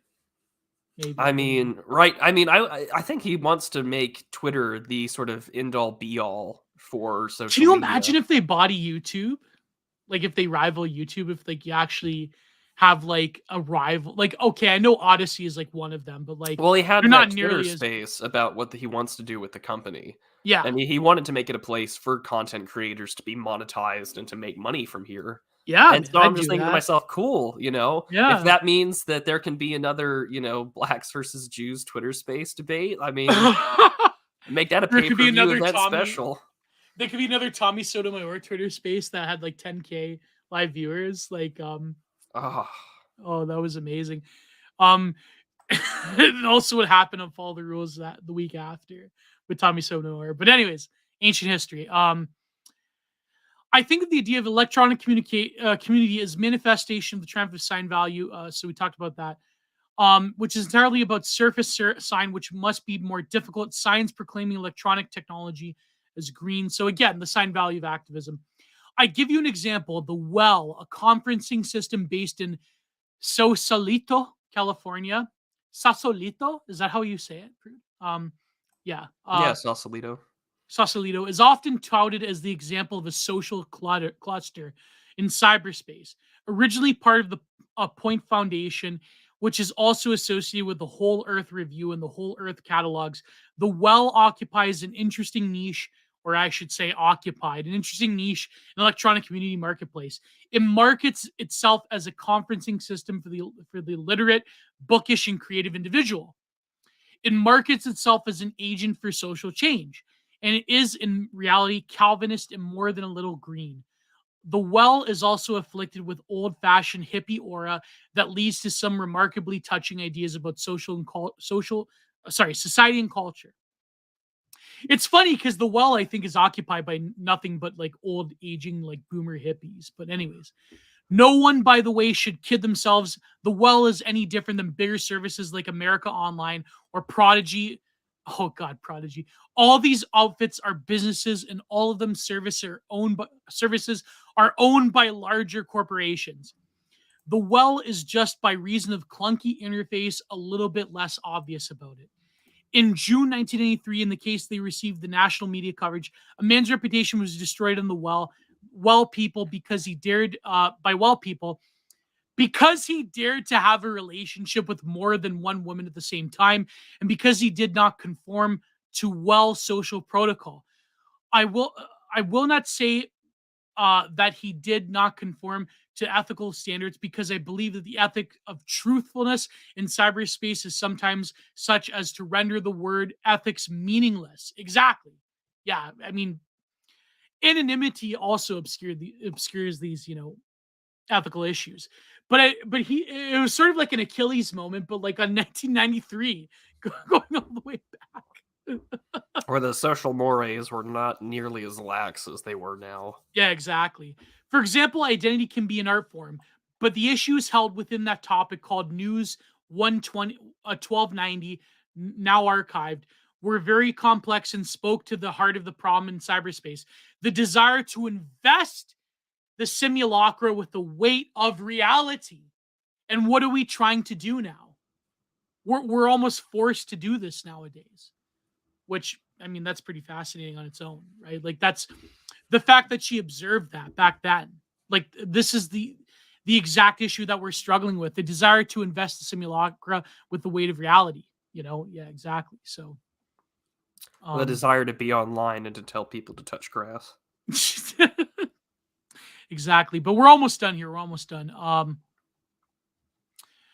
Do you think we should read and then we comment on it, or just to speed things up?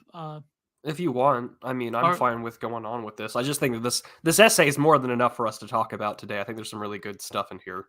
Yeah. Well, you want to talk about the holidays too. Yeah, well, this is, I think this is more interesting. All right. The woman involved in 1290, and by the way, for those who don't know, the profile of Scroll back up a bit though. Yeah, okay, good. Yeah. Is he here? Because so yeah, the next paragraph right below weight of reality. Yeah, there you go. The women involved in Oh, there you 1290. go. There you Yeah. go. You want to say something? Oh yeah, no. I just think that this first like 3 sentences or so are just really kind of on. They hit some kind of note with me. Ooh, The women okay. involved in 1290 accepted the attention of a man simultaneously on several levels. Most importantly, they believed in the reality of his sign and invested in it with meaning. They made love to his sign, and there was no doubt that the relationship affected them, and that they felt pain and distress when it ended badly. At the same time, it appeared that the man involved did not invest their signs in the same meaning that they had his, and it is also clear that all parties did not discuss their perceptions of one another. Consequently, the miscommunication that occurred was ascribed to the man's exploitation of the women he was involved with, and the conclusion was made that he had used them as sexual objects. The women, for their parts, were comfortable in the role of victim, and so the games began. Of the hundreds of voices heard in this topic, only a very few were astute enough to express the idea that the events in actuality caused more by the medium than the persons who suffered the consequences of the events. And I'm just like, feels a lot like today, doesn't it? With e-girls and dating, and men will ascribe signs and values to women that are not equal to perhaps what they are. And I think, although nowadays that is somewhat inverted, because of the current nature, women recognize that they have a substantial amount of capital behind them. It's not just a signed value, but there's an actual dollar value that comes with this. This is why one of the most large and popular areas of Twitch is, of course, like hot tub or basically titty streamers. I mean, it's basically pornography for 13, 14-year-old boys that have access to their mother's credit card. Not to mention fully grown men that are married and have a whole life going to where they can support these people, or most recently with that Amarath chick or whatever. Yeah, she divorced her husband. That was but that and some random person had sent her like a briefcase with like $70,000 and some other stuff that was involved. Was that real though, or was that staged? Staged or not, I think that it's believable enough. Yeah. That men, and I mean men have on the internet gone to such examples to prove some sort of status, whether it's monetary, financial, or so on, and that they will destroy themselves in order to achieve a woman's attention. Like, what are the peak memes for like men these days? It's either like, well, we're gonna go do lift, we're gonna lift for Jesus, or we're going to post another, Guts and Casca meme about the desire to just be held and to let it all go. Man. Although I think, however, her bit here of the women of 1290, I think that that's a little more reflective, I think, of the issues that exist today within relationships between men and women, because women will put a lot of influence or a lot of, what's the word I'm looking for? Aesthetic value? Well, not just aesthetic value, but the potentiality for a relationship, the sign value, like the potential energy for investment. And, I'm not...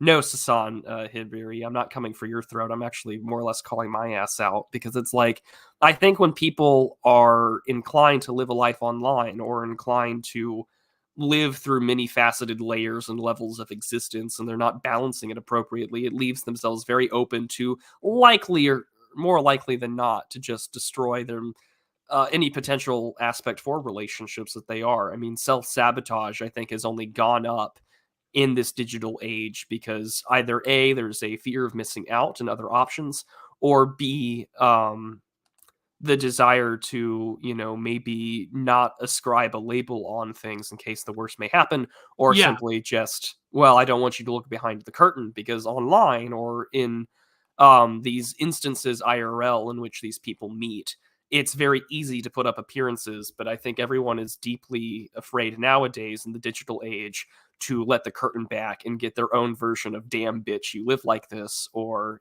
"damn bitch, you think like this." Because I think about that sometimes in our own intellectual ghettos, that we can claim things to happen and other people just don't see it, and that leads to its own shit flinging and infighting. But yeah, I mean, even the words "thought criminal" were used in suggestions about another L word related crime to be used. And I mean, boy, oh boy, that just happens all the time today, whether it's failed e-girl relationships or Oh, God. everyone's getting to witness the fall of their favorite, e-personality. Like, it's time to get the rake. Time to do what's necessary. He's fallen. He's fake. He's not a true cell. He doesn't have real right-wing beliefs. And I just think that a lot of that does come into my mind about all this There stuff. was this one case where this e-girl was posting, like, this guy was like literally like manosphere like misogyny posting, but then like this chick like revealed the DMs that he was like, "Oh babe, are you all right? I love you." Like he was trying to be like wholesome chungus with her, kind of like how I would approach women, but it's like you're trying to like be this like far right like misogyny poster, and this e-girl just like mag dumps on you with the DMs that you're actually like trying to be like a like soft boy, you know what I mean? Like it was I don't condone or approve that type of DM sharing, but it was kind of funny though. It's like you know that meme where it's like I hate man, and it's like the second screen's like whoever, and then she's like, no babe, not you, light of my life. Like it's like Yeah, the you're one of the good ones. yeah.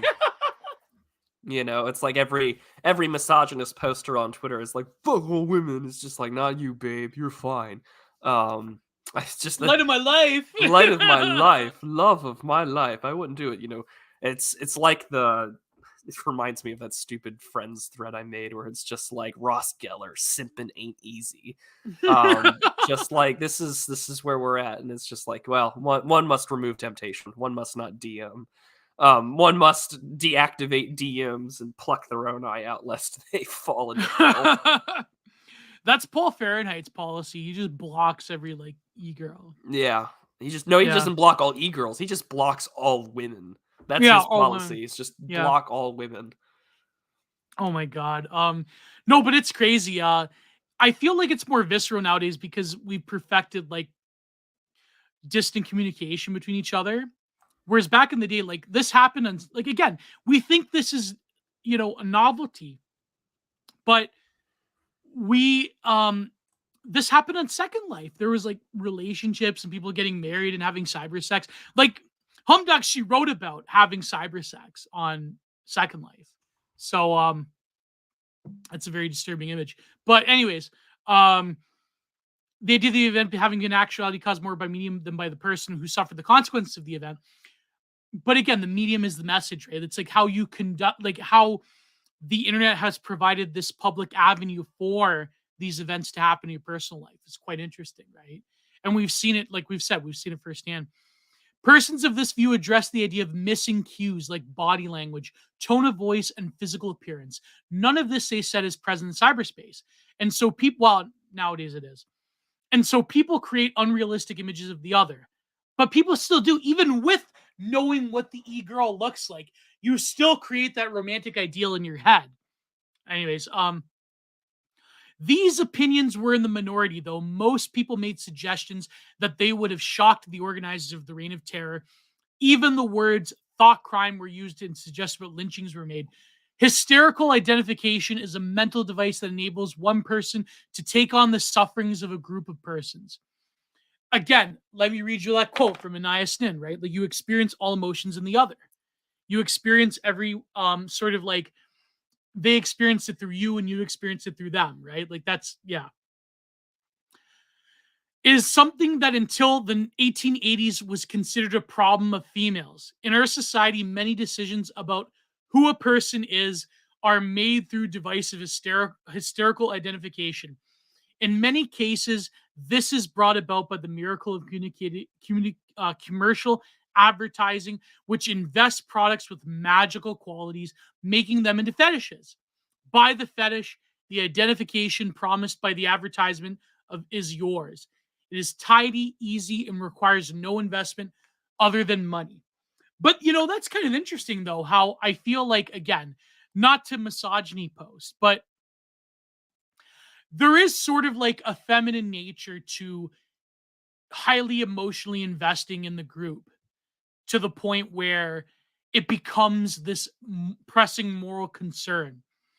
Like, it's funny because I was, Sir H.P. Lovecraft, friend of the show, he came up with this term, what does he say? Gynolatry? Gynolatry. Idolatry towards women. Yeah, it's sort of like the very feminine way of like how they can sort of extrapolate their sentiments towards the group, which, I mean, men can do it in a way, but they do this on like an interpersonal level.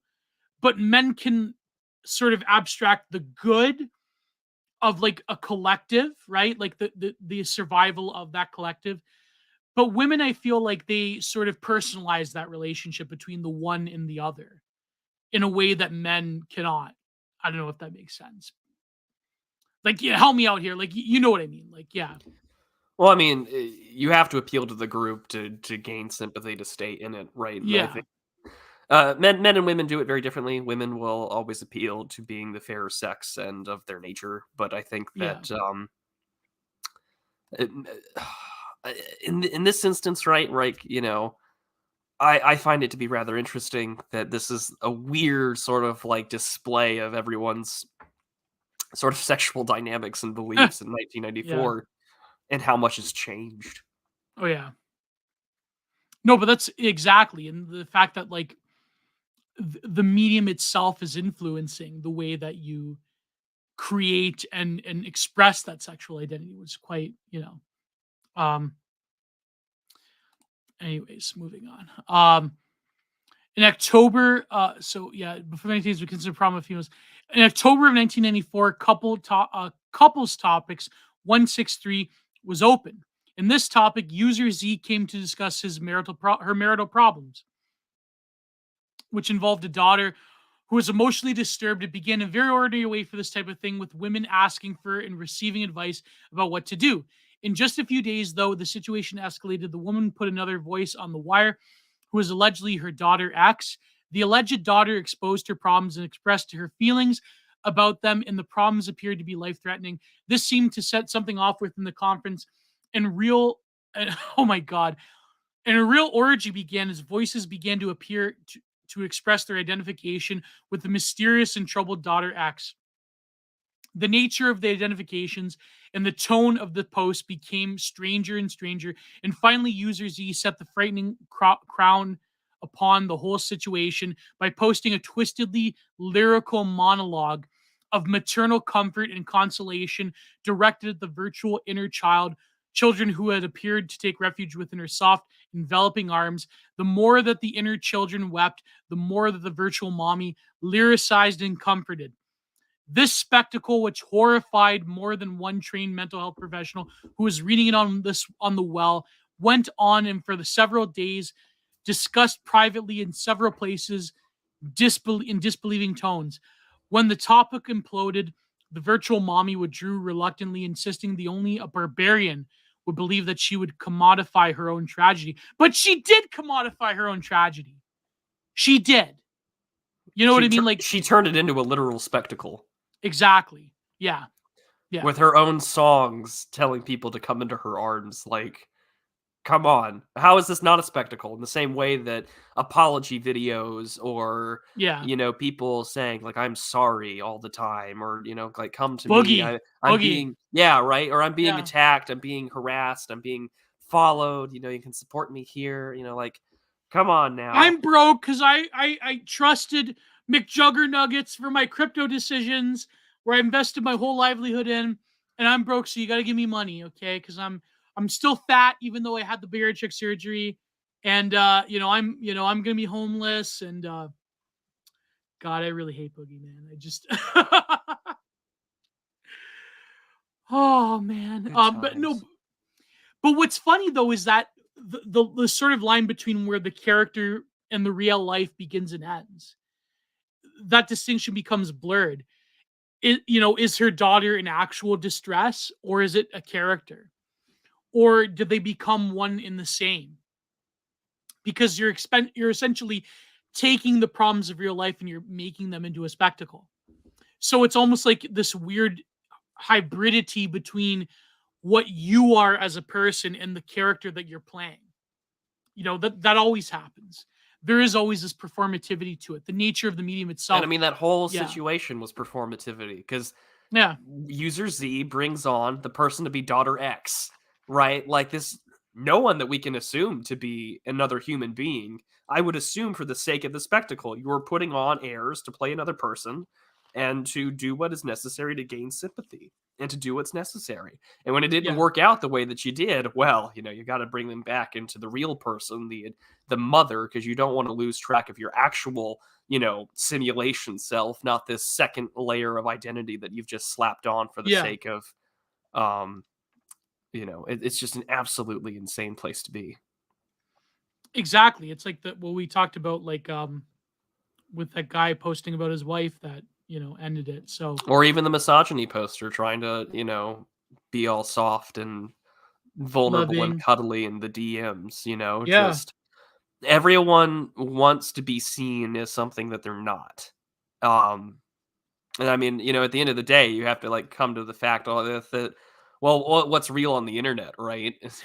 Is how much of this performative spectacle is actually a part of yourself. And I think that face lords definitely have an advantage, where it's like, well, my name and face are kind of behind this, whereas the anon aspect of it, which is necessary, I'm not shitting on anons at all, but I think that they are certainly at a much higher risk for losing themselves completely to the spectacle that is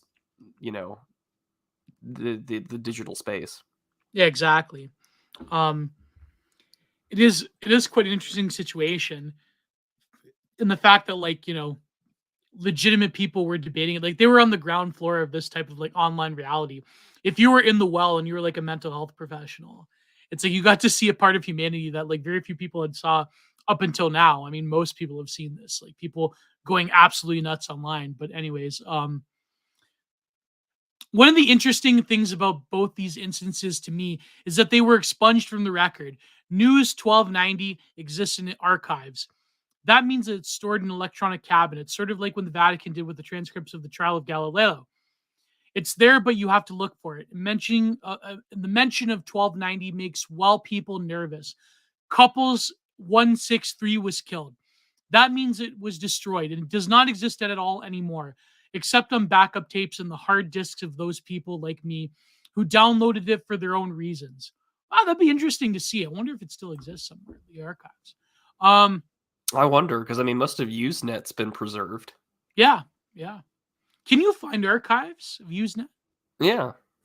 Oh, I gotta look into that. I want to like explore the Kino of the early internet, the Kino and Nectar. What I'm getting at here is the electronic community's commercial enterprise that dovetails nicely with the increasing trends towards dehumanization in our society. It wants to commodify human interaction, enjoy the spectacle regardless of the human cost. Exactly, 100%. If and when the spectacle proves inconvenient or alarming, it engages in creative history like any good banana republic.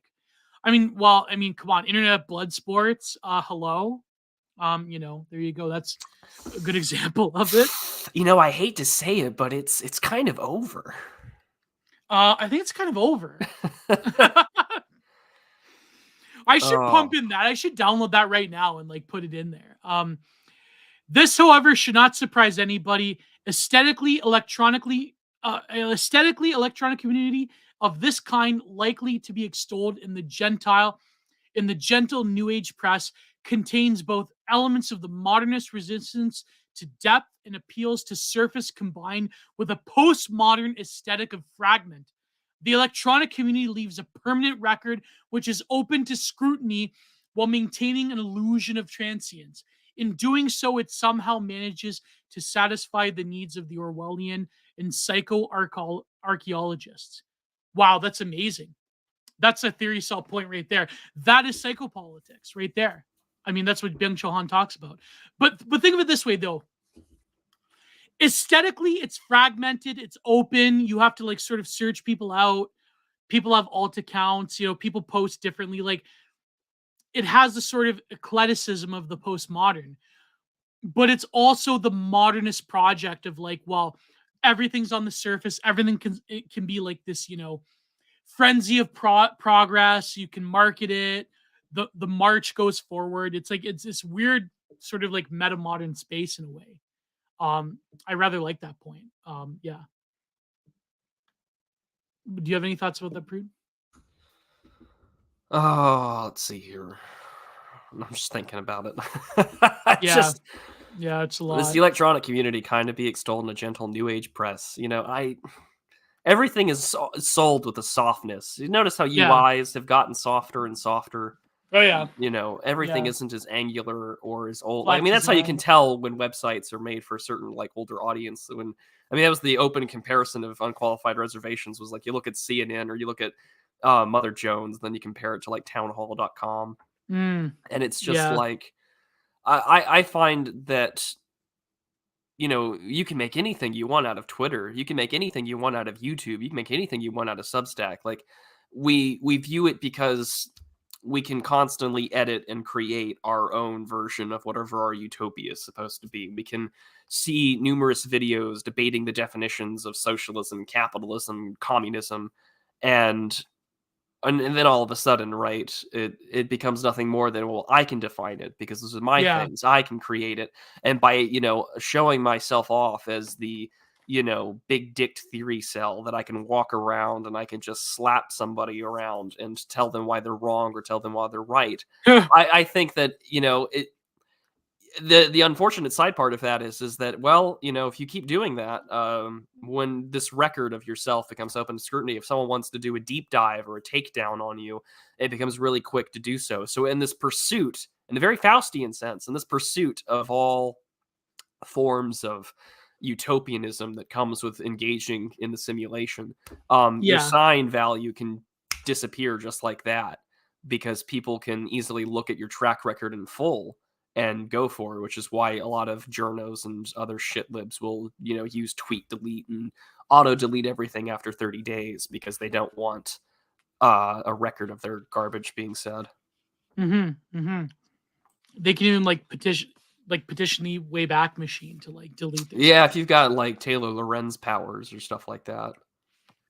which is crazy. But yeah, but it is funny though how there still is this sort of postmodern ethos of fragmentation of identity and being spread out across the web. That's a big theme in a lot of the theories, early theory cells that went on the internet. It became that's a flavor of academia within itself. But it is even even on major social media platforms, there still is there's more of a solidity to it, but there still is the people that Grit cult that creates all these alts all the time, or Angelicism, Grit cult. There's other people that did this as well. There's that guy with the cartoon alien, but he's a shit lib. Yeah. What's the guy's Johnny? Something God, like I hate that.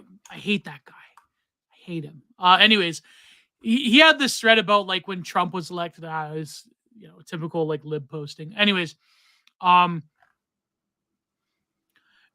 people can talk about cyberspace as utopian community only because it's literature and therefore subject to editorial revision.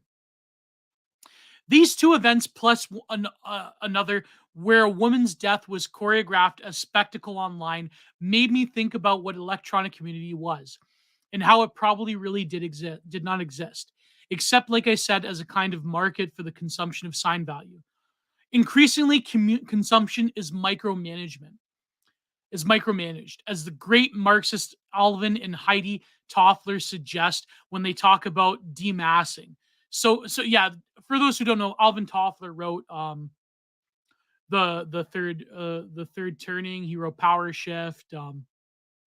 He was a very influential futurist that predicted a lot of the internet age. Demassing, so-called electronic community, may be seen as a kind of micro-marketing of the social to a self-selected elite. This denies the possibility of human relationship, from which all authentic community proceeds.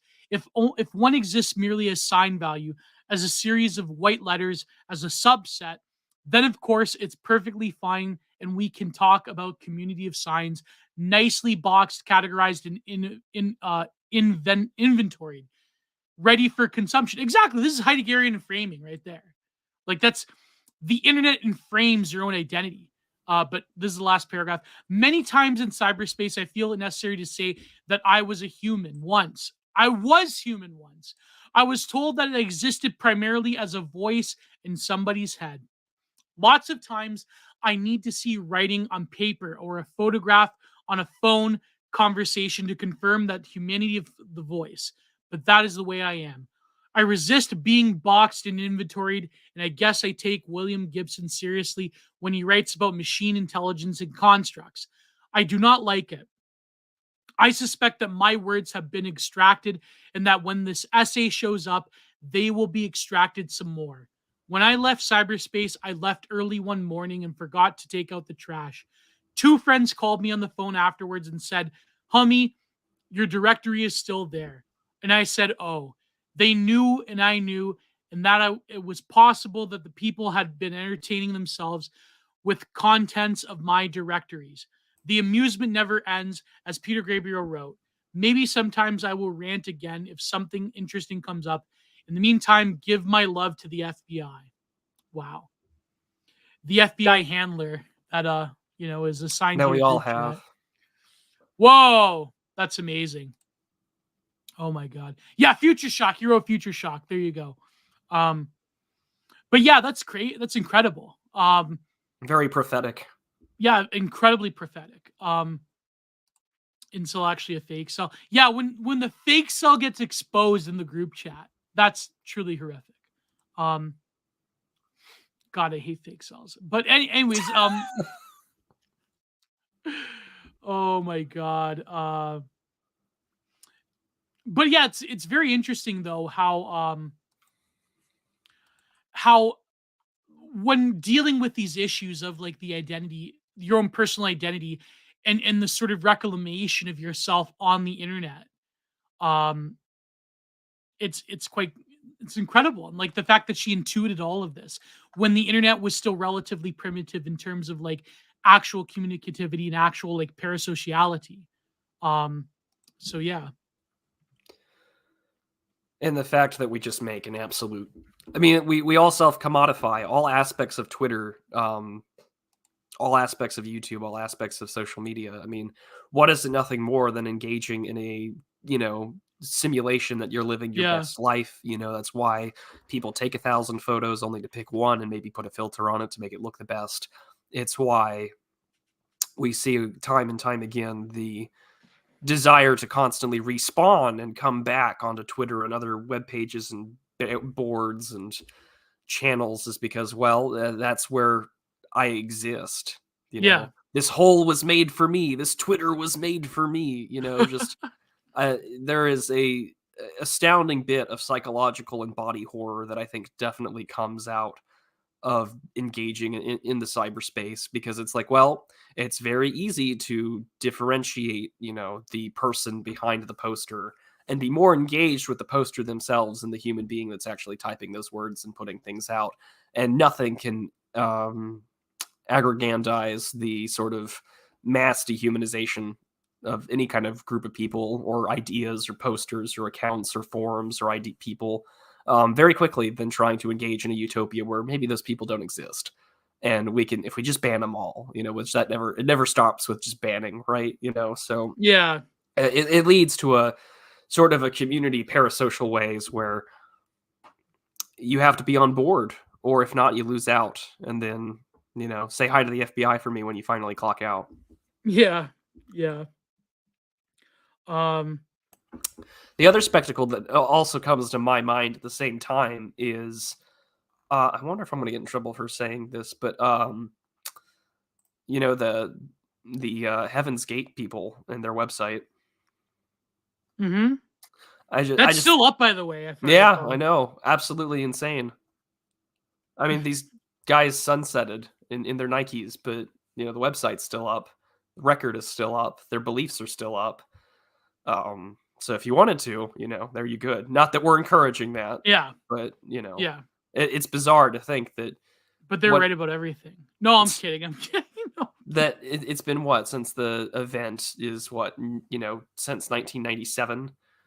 And here we are now that their website's still up. At an insane thing to think about. Yeah.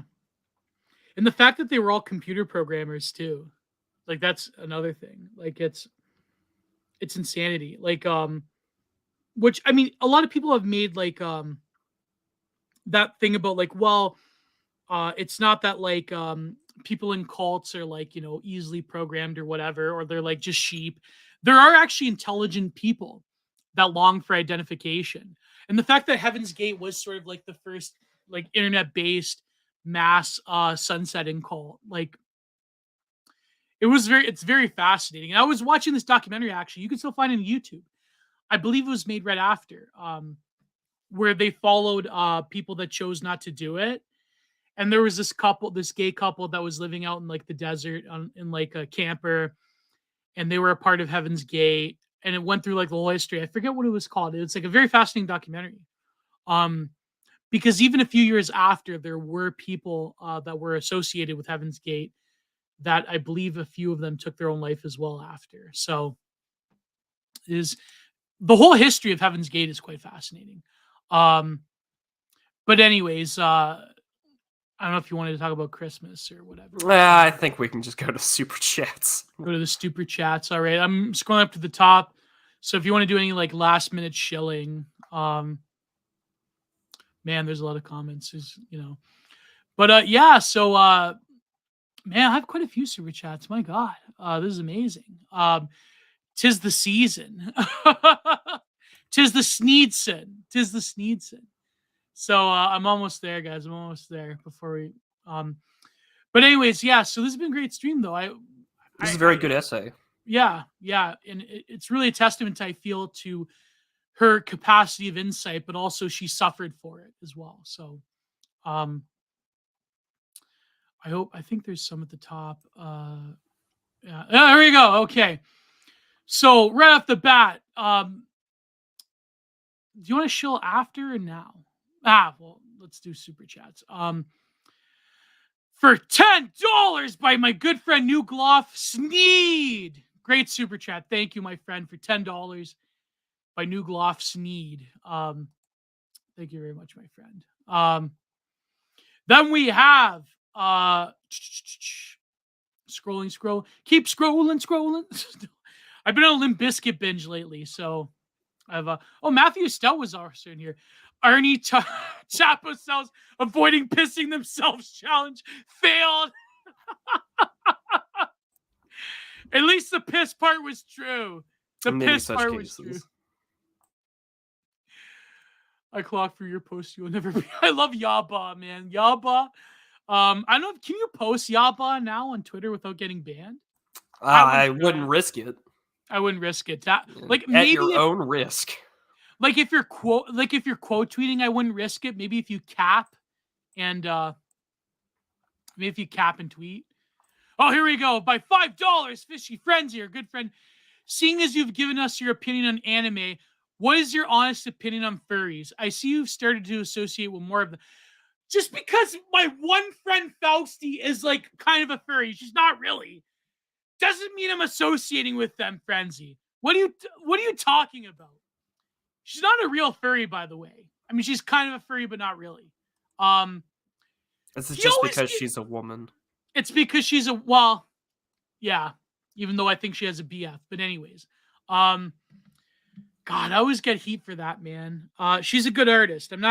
Don't bash my friend Fausti, okay? She's a good artist. But no, okay. So I gave my take on furries when I did the Q&A solo variety mega show.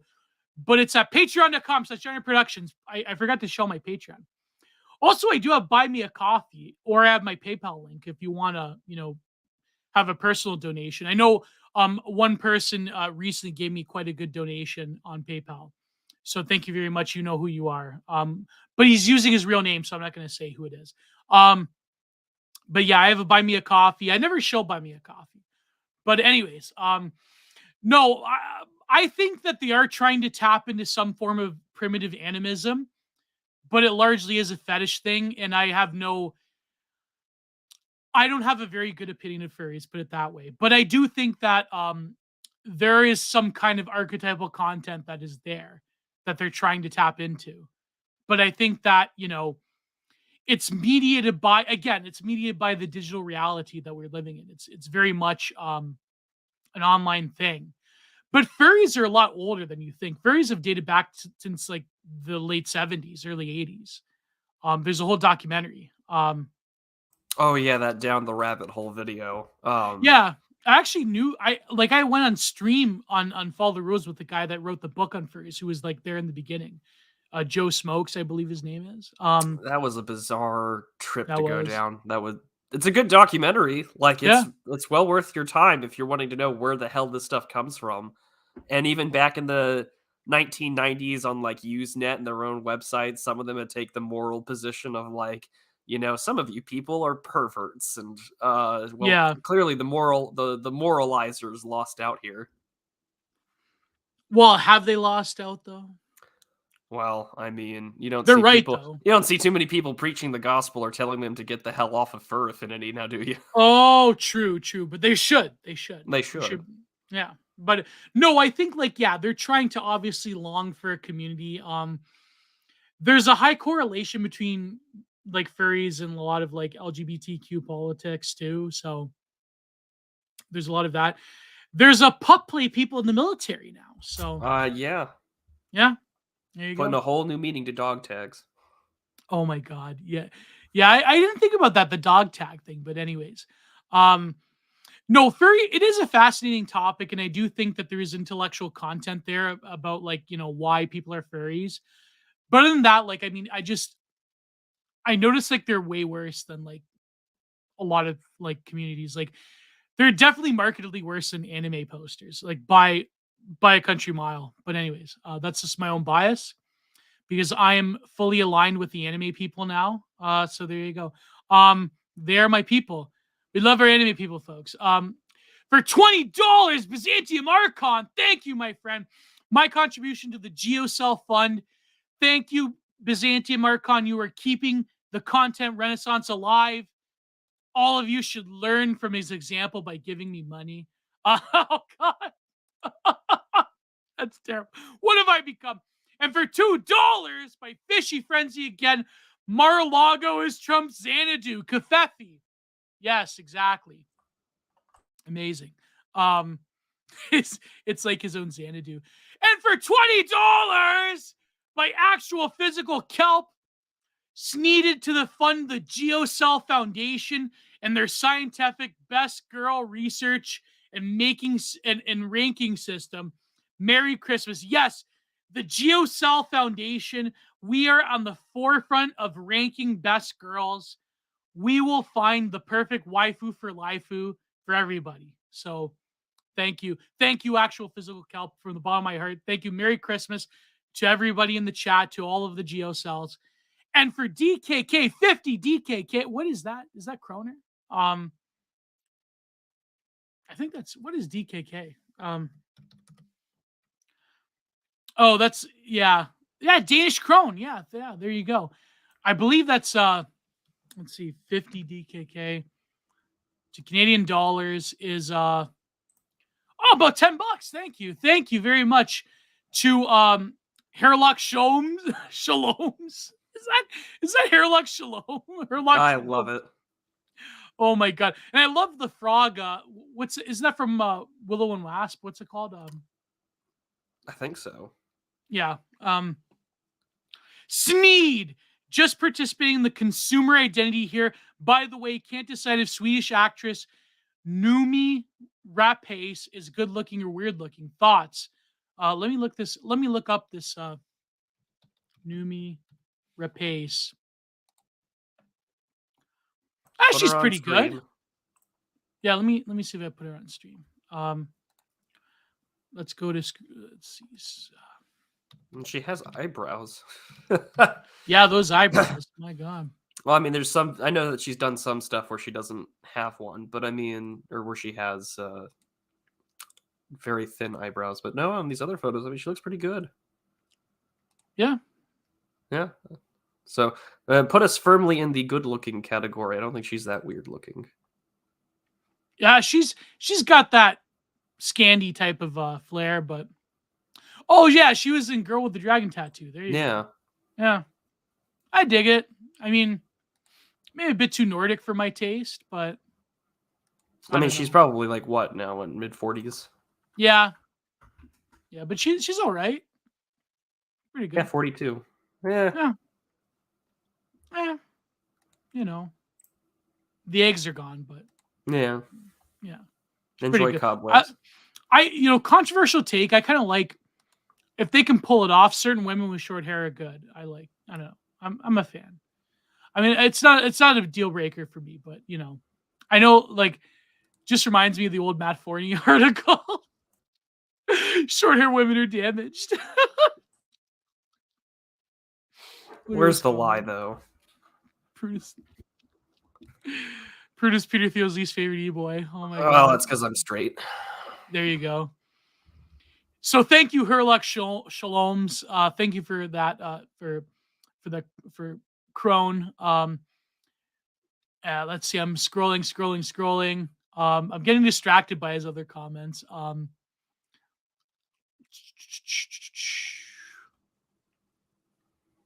Although I think Forney is absolutely right. You're right. You don't like short hair women? Well, I'm not a fan. No, to be perfectly honest, I'm not. It depends on the woman, I feel, though. Like, you're either recovering from cancer or you've got daddy problems. Pick one. True. But I feel like tomboys are different, though. The rare exception to the rule. Yeah, true.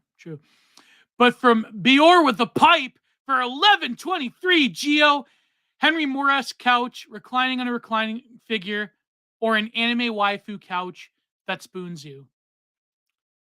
Let me look up Harry Moore couch. I don't know. I think, maybe. I don't know. I mean, as an art appreciator, I'd probably pick the first one, but an anime reclining couch that also spoons you, that's kind of inside of you there are two wolves. I don't know. That's a tough one, Prude. What do you think about that one? That inside of you there are two. Oh, the couch thing? Oh, well, I'm just gonna go with the Henry Moore-esque couch then by default. True.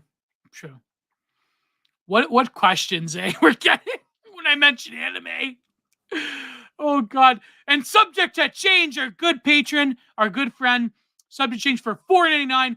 Twitter files to Taibbi understands how to make a thread now.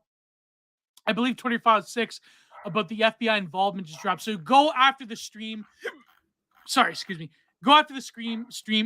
Go after the screen and watch the Twitter, read the Twitter files. I believe it's about how the FBI had access to the back door on Twitter. So, Gio, please growl something before the stream ends. Should I growl Matt Taibbi? There you go. Matt Taibbi. Twitter. That's pretty brutal. And finally, I believe that's the final one. Sneedicus. Or sorry, not Sneedicus. Spasticus Autisticus. The anime review when? The anime. Should we do that? Prove that. I mean, it's like 200 pages of nonsense. Or it's like 50 pages of nonsense. I don't know. Oh, this is a real thing? Yeah, for those who don't know, I believe I tagged you in it. It's a collected book, like a novella that Lit wrote together. And it's like the most neurodivergent stuff you've ever heard in your life. I believe you can still find the PDF of it if you like search L'Ennemi. I forget the full title, but like it's the novella that Lit wrote together. And oh boy. It's pretty hairy. It's pretty greasy, as Bubbles would say. So well, maybe we day, should give it a review. If you give me $100, I'll review it. That's super chat. Send me $100 super chat, then I'll review it. Maybe. I'm terrible. No, I probably will. I probably will review it on Patreon one day. It is pretty interesting, but I don't know if like I should do it for Janet reviews. I joined Twitter recently. Glad it's popping. Well, actual physical kelp. You deserve it, bro. If you could drop your @ in the chat, then I will promote it on screen. So, Gio will be reviewing Furry cons by the end of the next. No, I won't. come That on. ain't happening. That ain't happening. Not on this show. Not on this show, but not. I mean, no, I'm not. I'm not a fan of the furries. I don't find it interesting, and I love how he keeps roasting me for my friendship with Fausty. My God.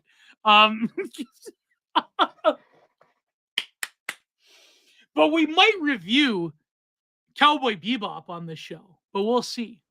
Oh, it's actual physical kelp. So go follow on Twitter, actual physical kelp.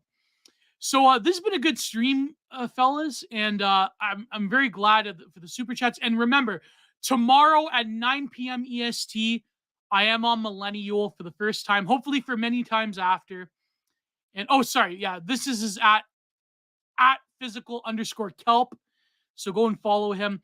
But yes, I am on Millennial, and Prudentialist is also on Millennial on our birthdays, December 23rd. At what time? At 9 p.m. Eastern. Oh, so you are also the main card. I sure am. Beautiful. Beautiful. Oh, man, it's going to be amazing tomorrow. I can't wait to hear what Woes has for me, what he's going to ask me. I'm kind of worried about the chat, kind of worried about being trolled, the A-logs, but I don't know. It'll probably work. You'll have a good time. Yeah. But thank you all. Oh, review Perfect Blue. Well, maybe for $100 super chat, I'll review Perfect Blue. Need another Stalker movie to go with it, perhaps. Yeah. Well, we'll see. I've heard of Perfect Blue. Let's see. I've heard it was pretty kino though. Perfect Blue. Oh yeah, this one. I think our good friend Neon Bag on Twitter does edits of Perfect Blue. So I will. That's pretty interesting. Yeah, it's a film. So yeah, maybe we'll review Perfect Blue. Plot follows a member of a Japanese idol group who retires from music to pursue an acting career. She becomes the victim of stalking. Gruesome murders begin to occur, and she starts to lose her grip on reality. Came out in what, 1997? 97, yeah. I might watch this one. This is Kino. There's a character called Rumi in it. Amazing. I'll hop on and run defense for you. Thank you. In case there's a bunch of A-logs in Millennial Woes' chat, but I don't know. Hopefully, I mean, I know. Dave Martell was getting a little bit of it, but it's a vast, it's a minority of people that are always going to troll you. But I highly recommend his one. His one was very high energy this year. The Biz Archives one. So, but anyways, thank you. Thank you all for showing up. This has been an amazing episode. Next week. Yeah, tomorrow I'm on Millennial. And tomorrow during the day, also Prude is having his own Prude Observations stream. And next week we're on Prude's channel. So you can give him super chats. There you go. Yeah, so we'll see you all next week. Oh, yeah. Next week, also Content Minded will be with White Dog again. And he has fixed his vocoder. I promise you, his vocoder will be good. It won't be like last time. It won't be like the 0 HP Lovecraft one. We're going to talk about AI art. So there you go. And of course, the week after that will be the full Fen de Villiers show episode. And also after that, I have a Praise of Folly episode. We talk about Baudrillard. So all good. Sounds good. Yeah, I'll have a new Substack out later this evening. Beautiful. I also have to post, I think I should post articles more on Patreon. I'm trying to work on the second installment of my E-Write series, Confederacy of Shitposters. So much to look forward to, and much to look forward to in the new year. And also, I don't know, maybe we should have our medley show next week. I don't know, with different people. Yeah, sounds good. Or we could do that for New Year's, actually. We could probably do that for New Year's. Yeah. Well, I am planning a New Year's Eve stream, so that would have guests and everything like that. Would I be on the New Year's Eve stream? You were, of course, on my automatic list of guests. Okay, beautiful. It's sort of weird how we're in business together here, but also we have our own separate deals, yeah. But no, it'll be a New Year's Eve hangout stream, and then is there going to be the actual Christmas stream next week? Yeah, probably. Since we covered the essay for most of this one, but yeah, no, there'll be a New Year's Eve stream. We'll probably start later in the evening, but it'll just be an influx of guests throughout the day, whether it's from our friends overseas or our friends here in North America. It'll be a good time. Oh yeah. Yeah, AR Barf. Yeah. Can Gio get to 5K subs? Yes, please subscribe before the New Year's. I want to get to 5K, hopefully. I wish I had 27K YouTube subscribers. I hate to say it. I wouldn't make much more money. But no, this has been great. So thank you all. God bless. Goodbye. See you next week. See you on Millennial. And also see Prude on Millennial on 23rd. God bless. Goodbye. Too sweet. Godspeed, gents.